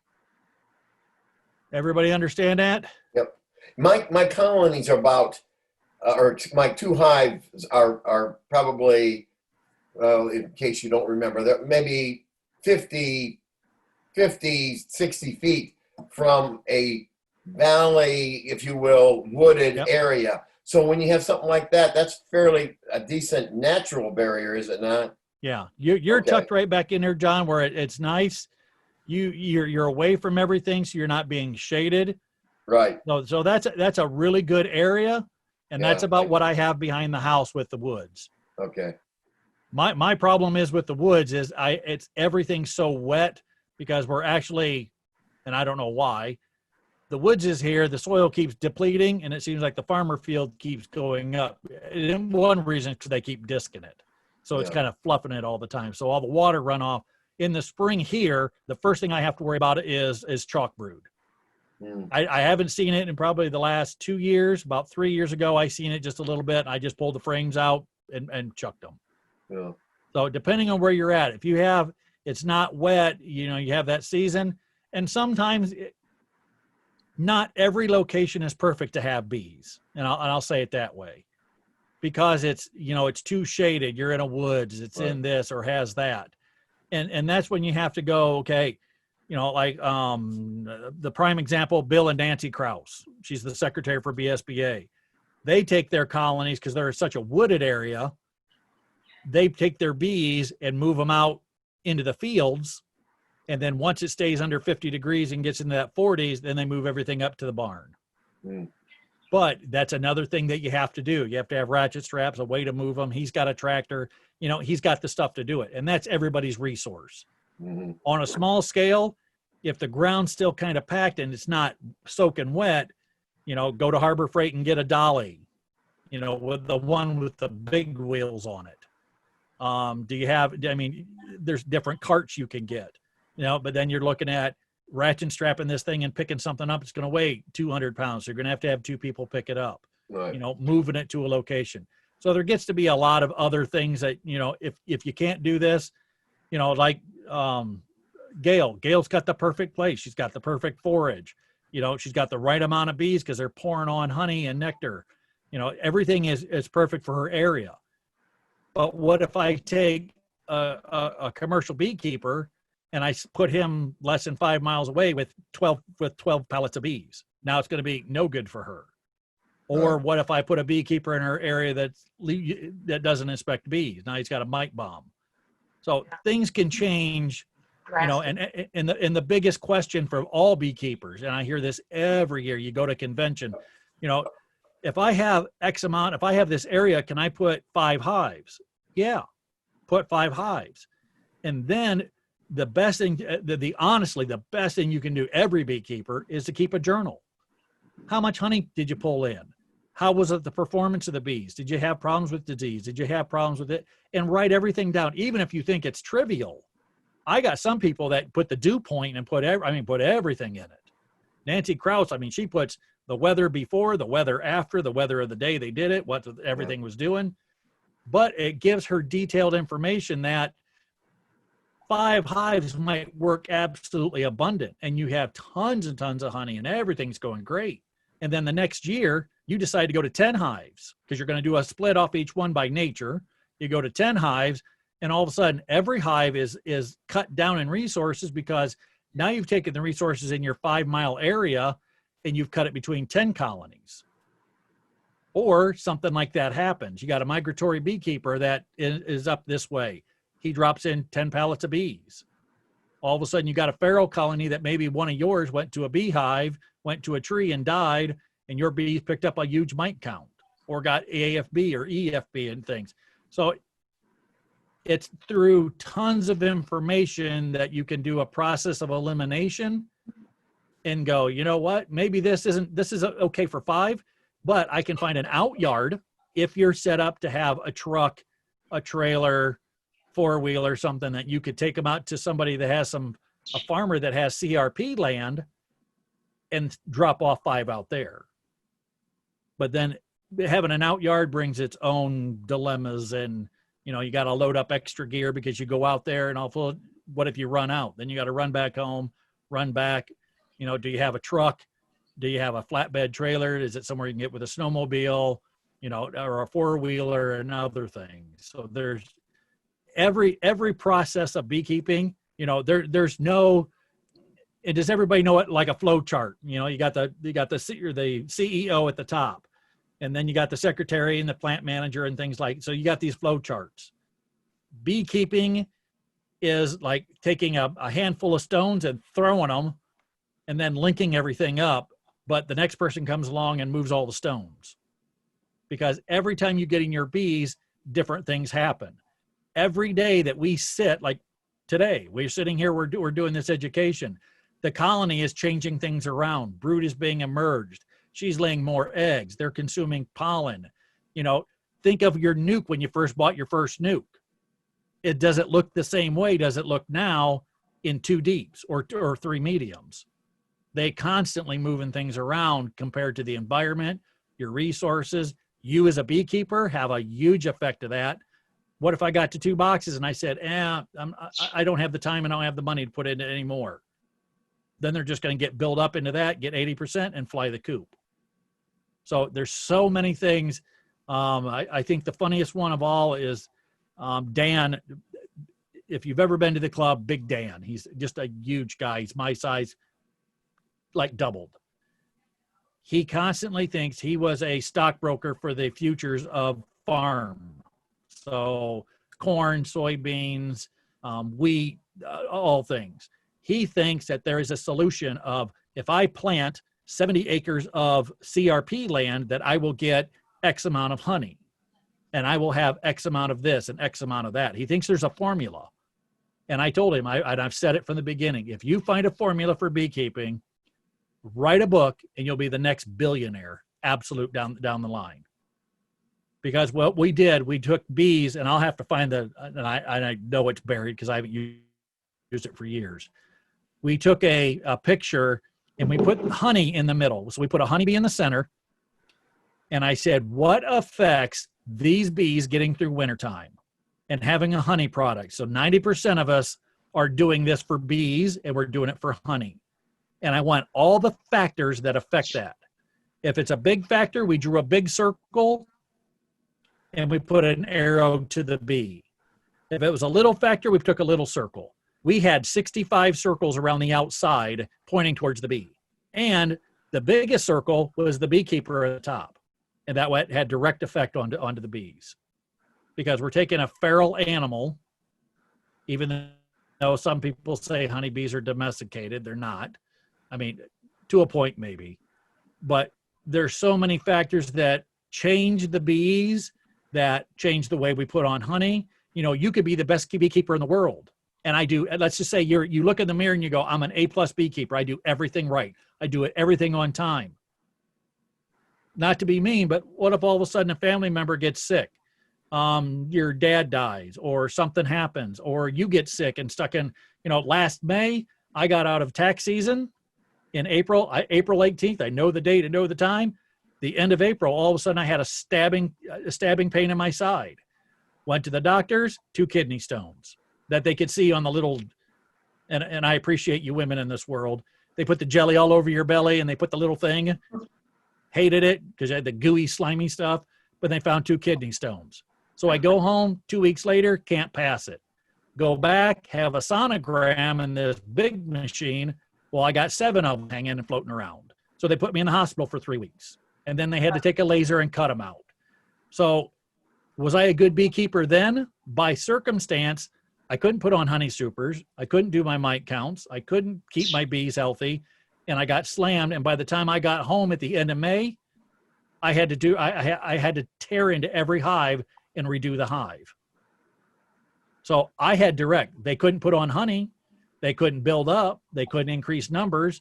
All I did was feed the feral population in my area with like 200 hives behind the house. So just life. So just at the end of the day, you know, you can go on, grade yourself, look in the mirror yourself and go, you know, I was an A+. And then you've probably done like Gail, you know, with assistants. Gail's got these gigantic, super tall nine stack. In fact, did you put that? Oh, go to the Katie's Bees and Hunting. You'll see her picture. Did you post it on that or BSBA, Gail? The picture I sent you in the text? Yeah. No, I didn't post that one, but Oh. there's, yeah. If you would, please post that on the Katie's Bees and Honey, and you guys will see, you'll see Roger taking car straps and strapping this thing down from falling over. It's that tall. Well, that's what I told him, because with people out here wandering around, I mean, I've even got a caution tape now, signs and everything, because, you know, people don't do what they're supposed to, and I'm trying to protect the hives, and I can just see Yep. somebody come out there, and I had some dumb idiot stand out there in front of the hives just staring at them, and I'm like, dude, you're picking up on the wrong ladies. And But yeah, people are like that. You know, it could be the difference between, you know, what if your hive stand cracked in half? What if you well, got that's two why we X's had to put and the then cement snap? blocks Yep. So underneath, there's 'cause it was bowling. I so can't. there's tons of yeah. I can't. I have a deep 1, 2, 3, and time I put 1, 2, 3. By the time I put my 4th medium that had 40 to 50 pounds of honey in it, 40 pounds or whatever, I could hardly, and I'm not ashamed to say, I could hardly get that off. Would another alternative? I mean, there's no way I'd go 9 high. When you get like 4 or 5 high, would you look at maybe doing a split and getting another, you know what I mean? Instead of going that high? Because I could not go that high. Okay. And here, and that's probably the perfect You're question, more of a John. man than I am, Dale. No, oh no, don't even say that. And I'll tell you this. Let me back up on this, and I'll show you something quick. Went back too far. This is Dumb Jamie, okay? This is 13, 14 years ago now. I used to think, because I got into this, and when I get into something, I jump in with both feet. Absolute. You can ask Dee. She hates me at times. She's like, you know, why can't you do something small scale and ramp up? I turned around and said, when I got into this, I always wanted 1 deep on the bottom. At one point, I think this had 2 deeps at the bottom, because I started doing Dwight Wilson's method. But I like 1 deep at the bottom. So I started going up. Well, this girl is the meanest bees of all. You know, would tear you up. I mean, this is August, John, 90 degrees outside. I'm in a snowmobile suit. I think I got some, I'll dig them out just to show you guys. A snowmobile suit, a bee suit on the outside of that, cowboy boots, duct taped up, 2 shirts, a sweatshirt that was pulled tight that you could only see my eyes because my veil would touch me and they would light my face up. I had a sock cap on. I think I had 2 layers of nitrils and leathers on the top of that just to open the top up. That was just to open the top. And these girls would throw up. Has anybody ever seen the animation on Facebook where they have the pumpkin and it looks like it's thrown up its seeds? Yeah. That's what that hive looked like. It was like throwing up.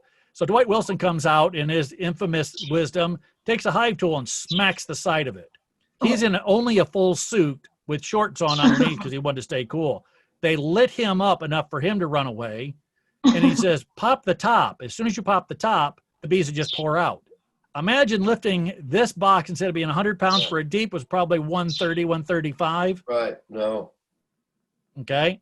Can't do it. Jamie, like 4 years later, I have back surgery. Now I got 2 wires in my spine and a battery pack off to the side. No, Dum Dum doesn't do this anymore. In this, there's two methods to this.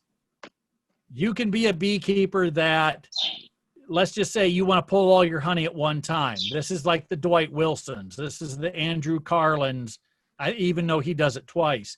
They're going to set their honey house up and they're going to pull one time, pull their stuff, instantly pull it, slam some of it back, put the rest in storage, get them equalized and into winter.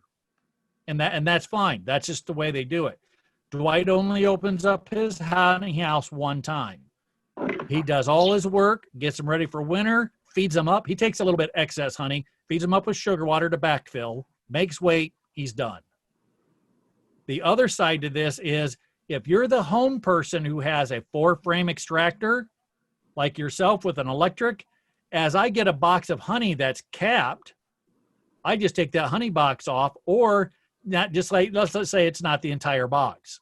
So let's just say the 4 frames in the center that generate the most heat, they're capped first.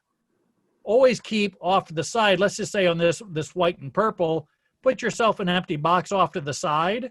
As I find frames that are capped and good, early in the season, let's just say in that late May, June, start pulling some frames of honey off and then turn on and use it. Take it in, extract it, put it right back and slap it right back on. Or if you have an abundance like this, take 2 boxes off as long as it's capped. Or even if it's, let's say, 70, 80% capped with a little bit of open nectar, you're still fine. The only time I say no on that is if more than half the frame is open nectar with a little bit of honey. And then you have to have a refractometer because now you're hedging your bets. Are you going to be over that 18.1 and ruin it like Earl did?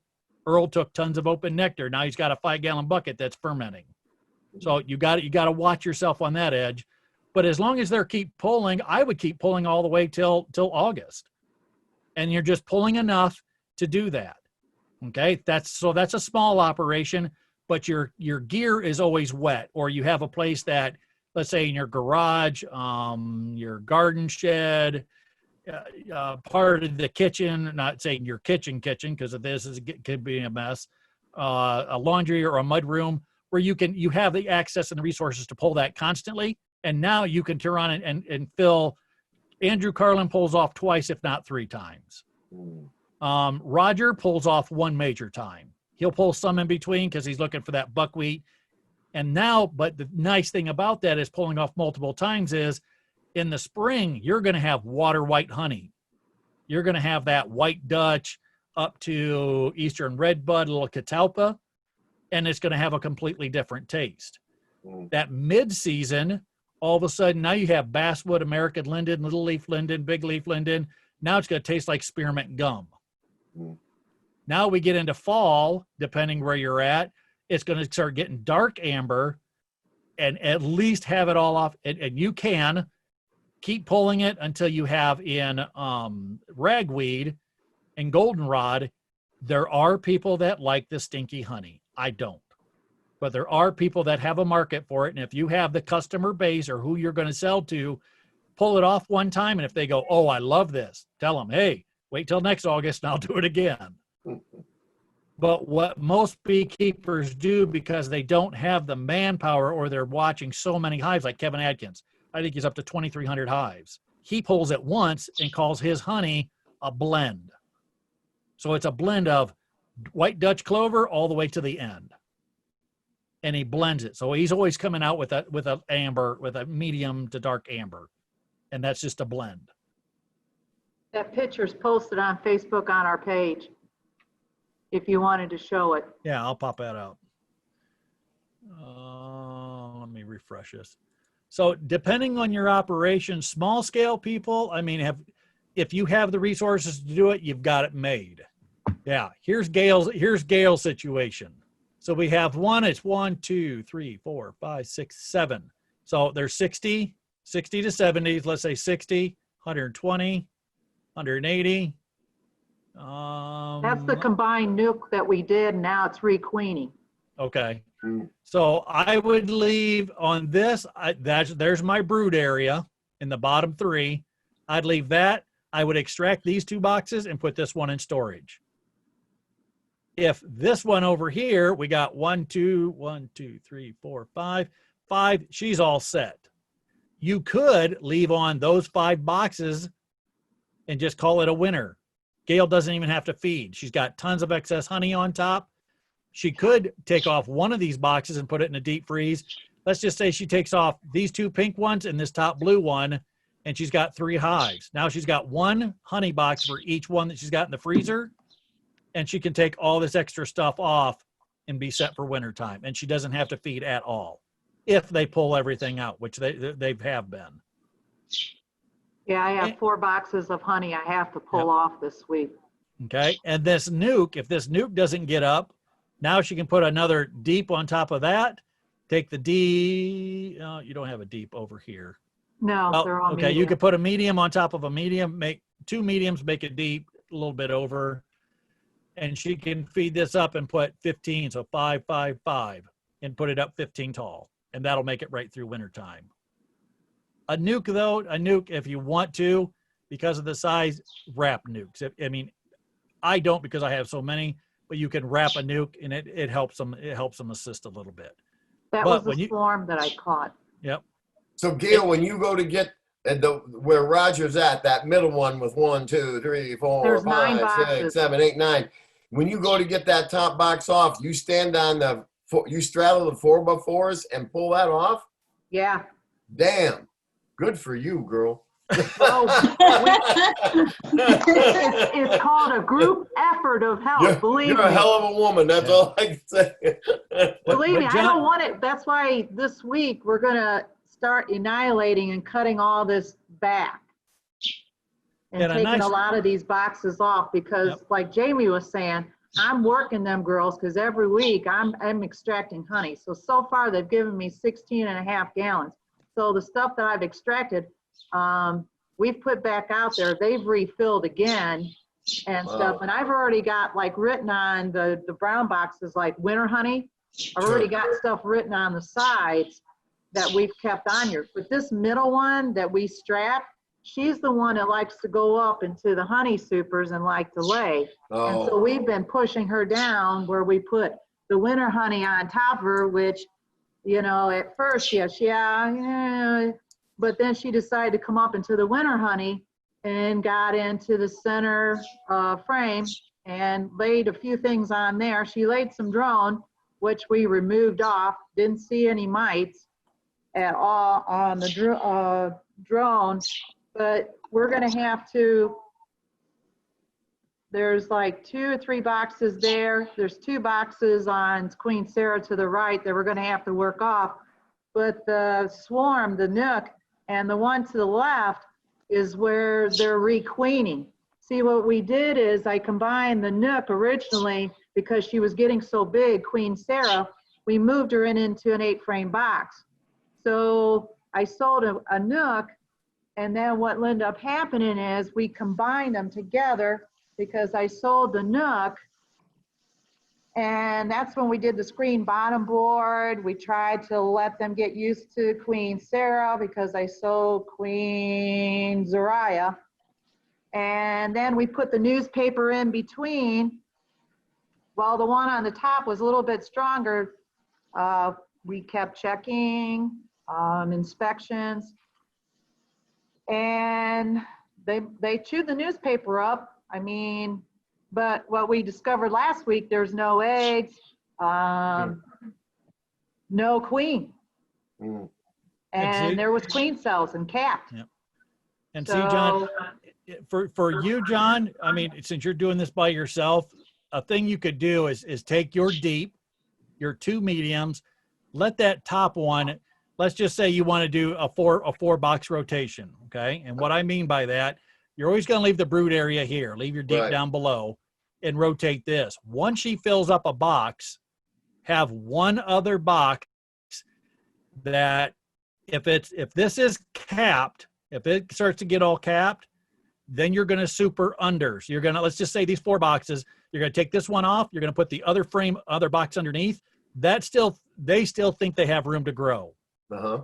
So it's like living in an apartment that the apartment keeps getting bigger each time.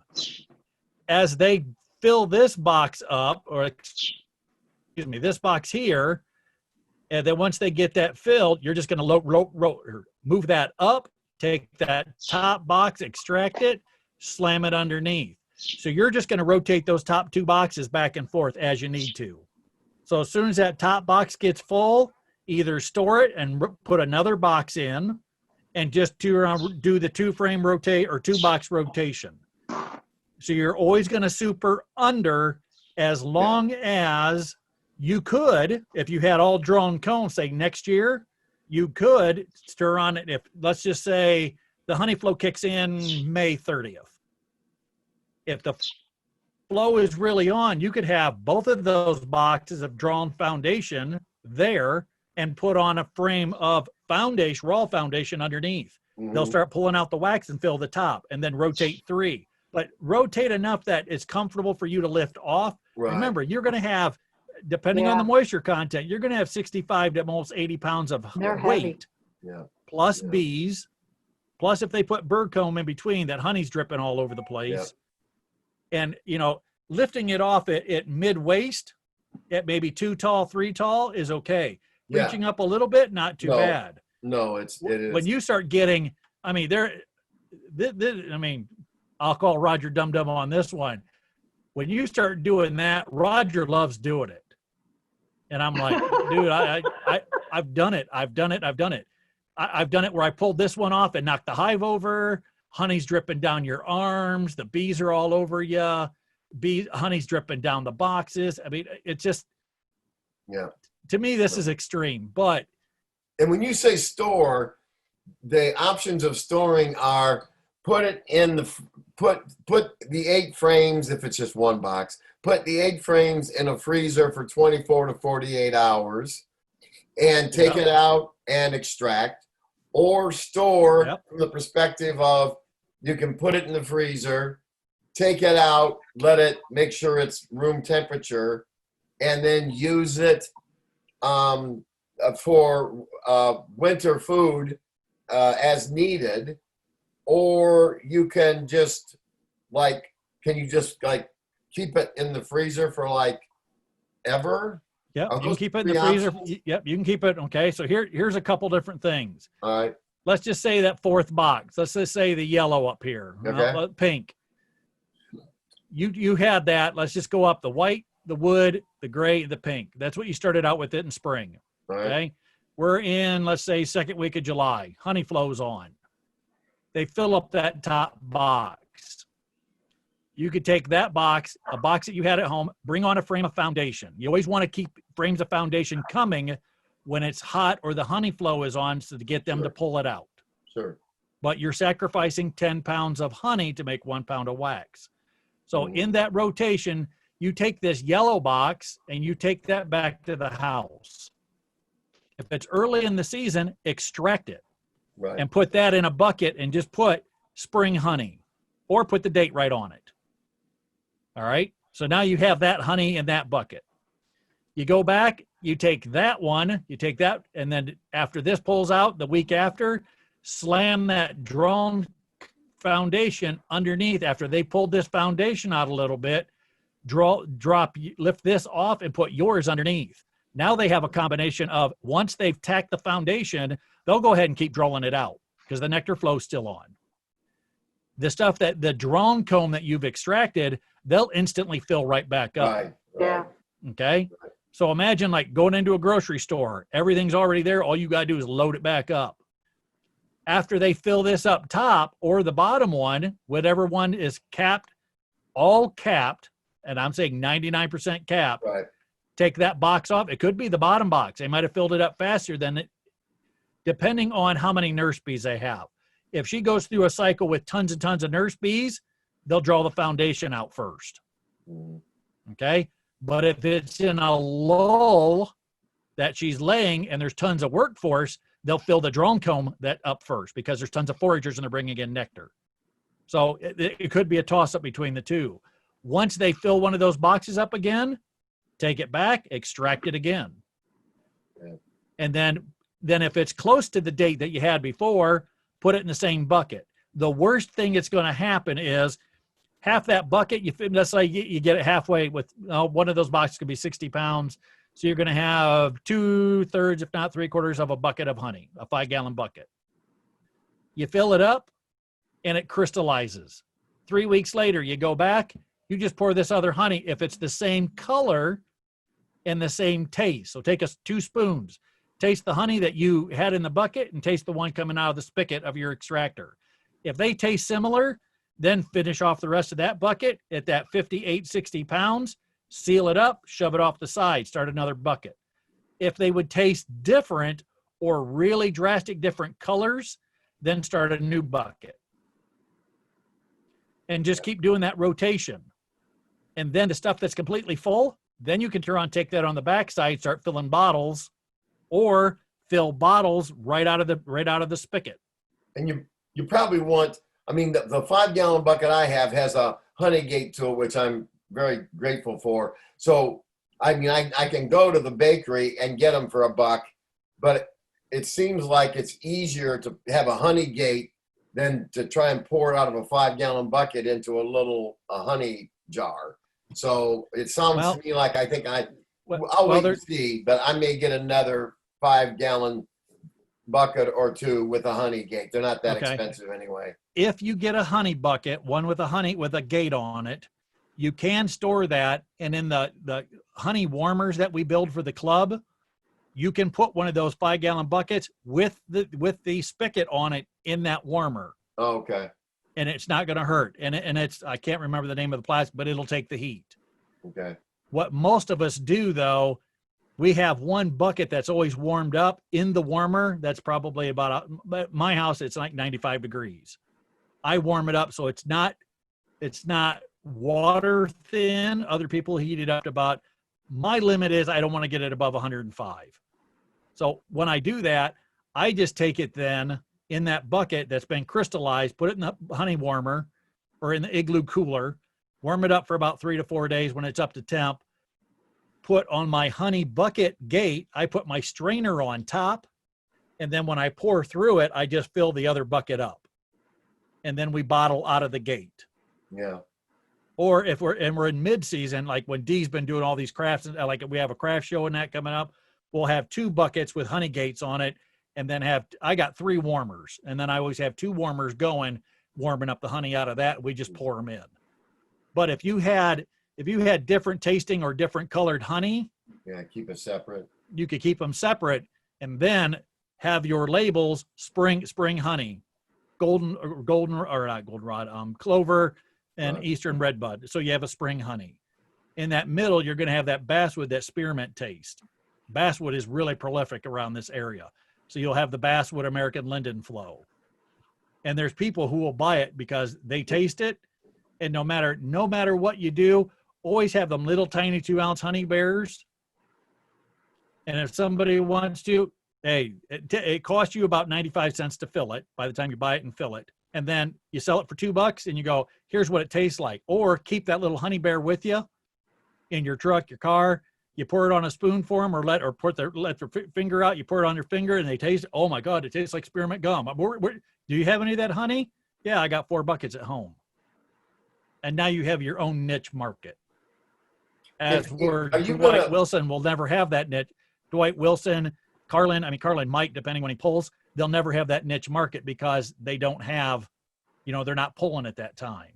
Are you thinking about this week, this next Monday through Thursday, making times with us? Yep. Then for the next 2 weeks. What would you think about this idea? Not only to have the hives, but I will put my frames in the freezer and then take them out the day before you come. So maybe we can talk about, and I have the extractor right in my garage. And since I'm only 600 yards away from my hive, yep. would that make some sense to do? Yeah, Okay, I can because show we you have a that. couple hours, you said, so. Yeah. All right. But what I wanted, and I apologize, I thought, oh, this is going to be pretty easy in my own mind. And I thought an hour each slot and I'll boom, boom, boom. And I burn up, first day going out, I burn up 4 hours just at one place. Oh, I can see that. And it's like, okay, but it was, they had burr comb in the top, burr comb down the sides. The 1 in 10 frame had never been rotated in, so it stuck to the outside. We're Oh, pulling up the frame and it's ripping the capped honey. I had such a mess that I always carry water jugs in the back. I pour the water jugs out to get cleaned up, went to the next place, and then Mark's a good beekeeper, but he gets laxed on doing some things, and same thing, honey all over, burr comb all over, and I'm like, dude, I'm never getting anywhere today. And then when I got to Earl's, by the time I left, I love Earl. He's a great guy. He was in tears, and now he wrote me today, sent me an email and a text that he's getting out of beekeeping. huh. It's just he's tired of getting torn up. He ran. He had bees swarming him, and he ran towards the house, and his wife Oh. got lit up. The dog Oh. got lit up, and every time he goes out to the bees, it's handling his bees too roughly. Right. He doesn't listen to the bees. And when I worked them with him, I said, this hive's starting to pick up. Well, what do you mean? I said, listen to the roar. Just stand still and watch them bing off the veil. Right. There was probably a good 50, 60 that were binging off the veil. And it was because he had come over with me. But me sitting there by myself, when he got in the bus, I'm sitting there working the hive, and I'm thinking, okay, he said this was really, really bad. Yeah. They are picking up on a smell. They're Yeah. picking up on a smell then. They've got Plus his suit has stingers all over it. And I said, wash yeah. the suit, do things. I said, Earl, there are hot bees. I'm not going to lie about it. But don't give up beekeeping because, you got racked up 2 or 3 times. But he said from years ago, he keeps getting racked up over and over and over. Oh. One other problem he has in his area, he's got all commercial beekeepers. Oh. So they're getting all their queens and stuff from down Right. south. Right. So even if he gets queens from me and he mates them, he's mating his virgin queens with me are mating with feral drones from down south. Right. Right. So he's in a pickle, but he goes, if you can sell my gear, sell it. I want out of it. He's done. His wife is more done than he is. And she didn't want to say it, but then after he went in the house, she goes, Jamie, we really appreciate if you sell his gear. Yeah. I said, I can put it out there, but most people don't want to buy an entire hive. Right. 300 some odd bucks, but he still got the honey on it. So Right. in essence, you could strip it down and do it and make at least 2/3 of your money back from selling the honey. But do you want, for me, I'm going to say that they were by far calm bees, but I wouldn't say they were drastic. They were somewhere in between. Yeah. And for a new beginning beekeeper, I'd suggest not buying them. Right. Dwight Wilson, Andrew, somebody else that can use the resources. Yeah, we can do it, break them up and at least be ahead. Okay, Yeah. Jamie. So, seeing as you see what I have here, do you want to wait a week, let Roger and I tackle this next week to get it under control? I don't think you want to come out this week. I'm saying this, and I will say this, Gail, from the bottom of my heart. Thank you for that offer because I'm not into that anymore. No. Well, that's what I figured, and that's Me what we were either. going to do this week was When my Fair boxes, discount. if my colony got up to 3 and 4 boxes, if it got to 4, I'd split it in half. Yeah. That's what I was I mean, saying. I'm always making splits. And when a nuke gets a 5/5, all the way up till last month, I just take and split it in half because I always have extra virgin queens to throw in. So I'm always, for me, it's a numbers thing. I want tons of brood because I want to take 3 and 4 hives and combine them all together with nurse bees and make a brood or a cell builder. And I want to raise another 40 virgin queens. To do that, I'm splitting tons, but I'm combining them back to make these monster hives to raise more queens. And then you break them apart again. So for me, it's an ebb and flow all the time. Sometimes I'll have 75 hives. Other times I'll have 35 because I'm combining them back, build them up. As soon as they get built, slit them in half again. But in the springtime, that's how I get all my nukes. No, right. Right. And the only time I'm really set back is between really mid of May till the mid of June. So maybe 2 or 3 weeks. Then all of a sudden, here comes queen rearing season as soon as we have mature drones, and then I'm off and running again. Now, do you understand why I don't want to have Mike the inspector out here yet? I would not. I honestly wait till you have, if Yeah, off the air, wait till you have that thing down, because Mike he's had a lot of rough. problems with, well, he had a lot of problems with Dwayne Hathaway. Dwayne Hathaway does the same thing, lets them build up. Mike pulled them off and laid them in the grass, laid them on the side. He didn't lay them on the side so they stand up. He laid them on the side so they all combined and mashed up. Honey was running all over. And then Dwayne Hathaway called Barb Bletcher at the state and said, if he comes back, I'm going to shoot him. You know, Yeah, because he just tore his stuff up and he wasn't respectful of it. So, no. well, I Mike, started out trying to keep things small, but when things swarmed, and then I had these 4 hives, all virgin queens, well mated, and then they started bursting out of the seams. I mean, like that pink, the one you see in the center, Yep. that pink box down is all brood. Same way on the right. Those 4 boxes are all full of brood. Well, but Gail, and I'm just saying this, it's also because of your micro environment, that whatever you have going, and it could be seasonal too, Well, because that's some what- seasons are better than others, and then you use this. The rule of thumb for most beekeepers is a great year followed by a year, and then a great year. And if you have the right micro environment, to have that much brood, you have to have, for every pound of honey, you've had to have 2 million flowers. Well, So Linda think and I have been about- working think- on this. Okay, so think and- about the amount of resources you have in the area. Mhm, Equal Mhm. that for every bee, for every baby bee that's born, you have to have a cell of water, a cell of honey, and a cell of nectar. mhm. So you have the perfect environment with the water source, nectar Yes. source, and pollen source to be able to do that. And there's some people that just do not have those type of resources to do that kind of thing. So That's like why I I said said, I would be hush hush. well, like I said, and I mentioned to you and Roger, you guys put a meeting of a mind, and I have the okay to where we can do an educational thing out here on the site. Hmm. We Nope. just have to pick a day that, we don't have an event or anything going on, but I do have tents where they can give us tables and chairs. Okay. Nope, I will take So- you up on that. I think it would be cool if, especially if our class and everything, if we can't get to our apiary, use the The o- the resources only I have reason- out here. The only reason for that, and I understand the commissioner's side of it, it's just, it upset me because, they've not really had nothing, not that they've had nothing to do with it. And I understand the liability side of it, that if something happens, it comes back on the club and it comes back on that, then it goes back to the commissioners. I understand that. But the Mhm. other side of it is, I told them, I said, it's not like I got 50 people out there. This is just education. We just want to do some demonstrations. So at the end of it, they said, we strongly suggest not to do it. And I'm like, okay, I caught the hint at that point. right. So just let me know. No, I will. I will. Okay. Okay. All right, ladies and gents, I'm good. Thanks. thank you very much. And Jen? then we'll get the Wait for packets your for this invitation. class and Not a stuff problem. when we see you. What's that? I'm sorry. The packets for today's class and then the Yep. future class for next month is when we Yep. see you. Yep. And I will probably at least get it. I'll probably drop it off to you because I'm going to be headed to Ashes here in a couple days.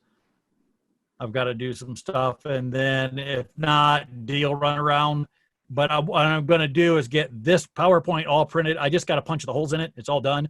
And then what I'm going to do is next month's and get that all ready. I got to Okay. change some slides around to keep them current. I always go through all the slides like the month before to make sure that things are accurate. The information's accurate. If there's anything that like kind of date and stamped, then I change that up and get the new slide in and stuff. But I Okay. want to get next month's on. So when I bring you the handouts, it'll have for the next 2 months or this month and then next month.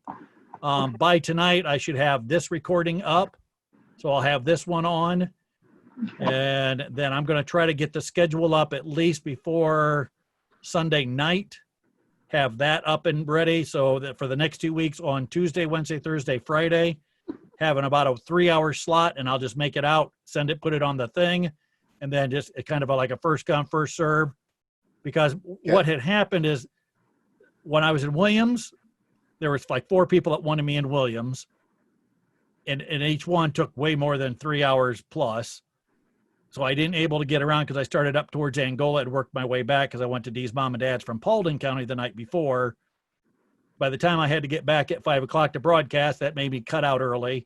And then when I left, I had some stuff to do in Henry County and then went up that way. I wanted to hook up with Roger, and just nothing ever worked out. And I thought, you know, an hour slot, maybe a half hour, 45 minutes to drive. 45 minutes usually gets you from county to county. And I thought an hour at each place. And within the first 2 days, I'm like, I'm just shafted. And it was my own fault. So let's say like August the 18th, which is on a Tuesday, which is the following week, would be a good day because the village is not open. So we don't have to worry about guests running through and everything else, and you have to wear a mask to get into the place. Yep. We can cut through the back way. And that way Roger, he'll be happy because he'll get a break that week because him and Judy are coming out to the village on the 20th for a tour. For a tour? Yeah. See, since he's helped me out, I told him that Wow. he has a very, and then dinner on us. Wow. I know. I'm sorry. No, because I thought you were going to say, delivered no, I thought you were going to say the butterfly thing. And I'm like, No, I'm like, that's I thought they called canceled. that off. I thought They canceled. Yeah, I'm not sure about next year redoing this or not. I'll have to wait and see. But I tell you what I am interested in. I am interested in the advanced class Yeah. with that deals with queen rearing because I can see myself. I think I've said this to you before. I don't see myself getting into many more than 4 colonies, 4 hives. I don't see myself doing more than that. 4 hives, couple of nukes. That's probably going to max my fanning out. But I can see myself because I've been reading about it. It's very intriguing to me. I can say, not for money. I'll sell them or give them away or whatever. But I think it's very intriguing. The queen rearing has caught my attention. And that's what, if we wouldn't have had COVID, dear God, if we wouldn't have had, I canceled 2 queen classes this year. And it's just because we can't meet, Right. everybody being around. And then we have to be in tight quarters because you're sitting around a frame and grafting and everything. Right. So I just called both of them off. Sure. But next year, I have the schedules just about laid out. I got to try and check a couple things. If there's enough people, at least 5 or 6 that want to take the advance, because Absolutely. the year before I did not offer the advance to last year's class, just because this year I didn't know what was going to happen. Number one, I felt bad because I always offer it, but with my mom having cancer when I found out in December, and then I'm glad I didn't because I wouldn't have been able to, I'm already slacking with you guys. I mean, I like to set the bar high. Yeah. And with that, and then tax season stretching out another 3 months has totally sent me in a whirlwind. Sure. I would be interested in that next year. Yeah, and next year I've had a lot of requests for. So we're going to do at least 2 queen classes next year. We'll probably do some hands-on. A lot of clubs in the area don't have a lot of hands-on stuff, so I'm going to do one for like the proper way to do an alcohol wash. Mm-hmm. In the springtime, doing one about checkerboarding. So actually taking a hive and checkerboarding it right in front of everybody. We talked about recording some for OSBA, so I'll do the recording part. We talked about introducing a queen, cutting out queen cells, small scales like doing OTS. It's called on the spot queen rearing. So it's a little bit, it's really small scale. It's just taking an apiary of 4 hives and splitting it in and making 8, and then making those 8 in the next month and making it into 16. Taking 16 and crank them into 32. It's a numbers game, but I mean, and what everybody doesn't understand, and it's hard when you start raising tons of bees. You know, you got to have tons of gear. You got to Right. have tons of time. You have to have tons of resources, and then you got to have somewhere to put everything. Oh, So- yeah. So I call it my mini queen rearing class is just how to take one hive, split it into two. Right. There you go. And then my queen rearing class where we actually do the grafting, you know, we take larvae. I usually come back from Purdue and take that stock. So the people in the class get good stock. Guarantee you'll walk away with at least 3 queens.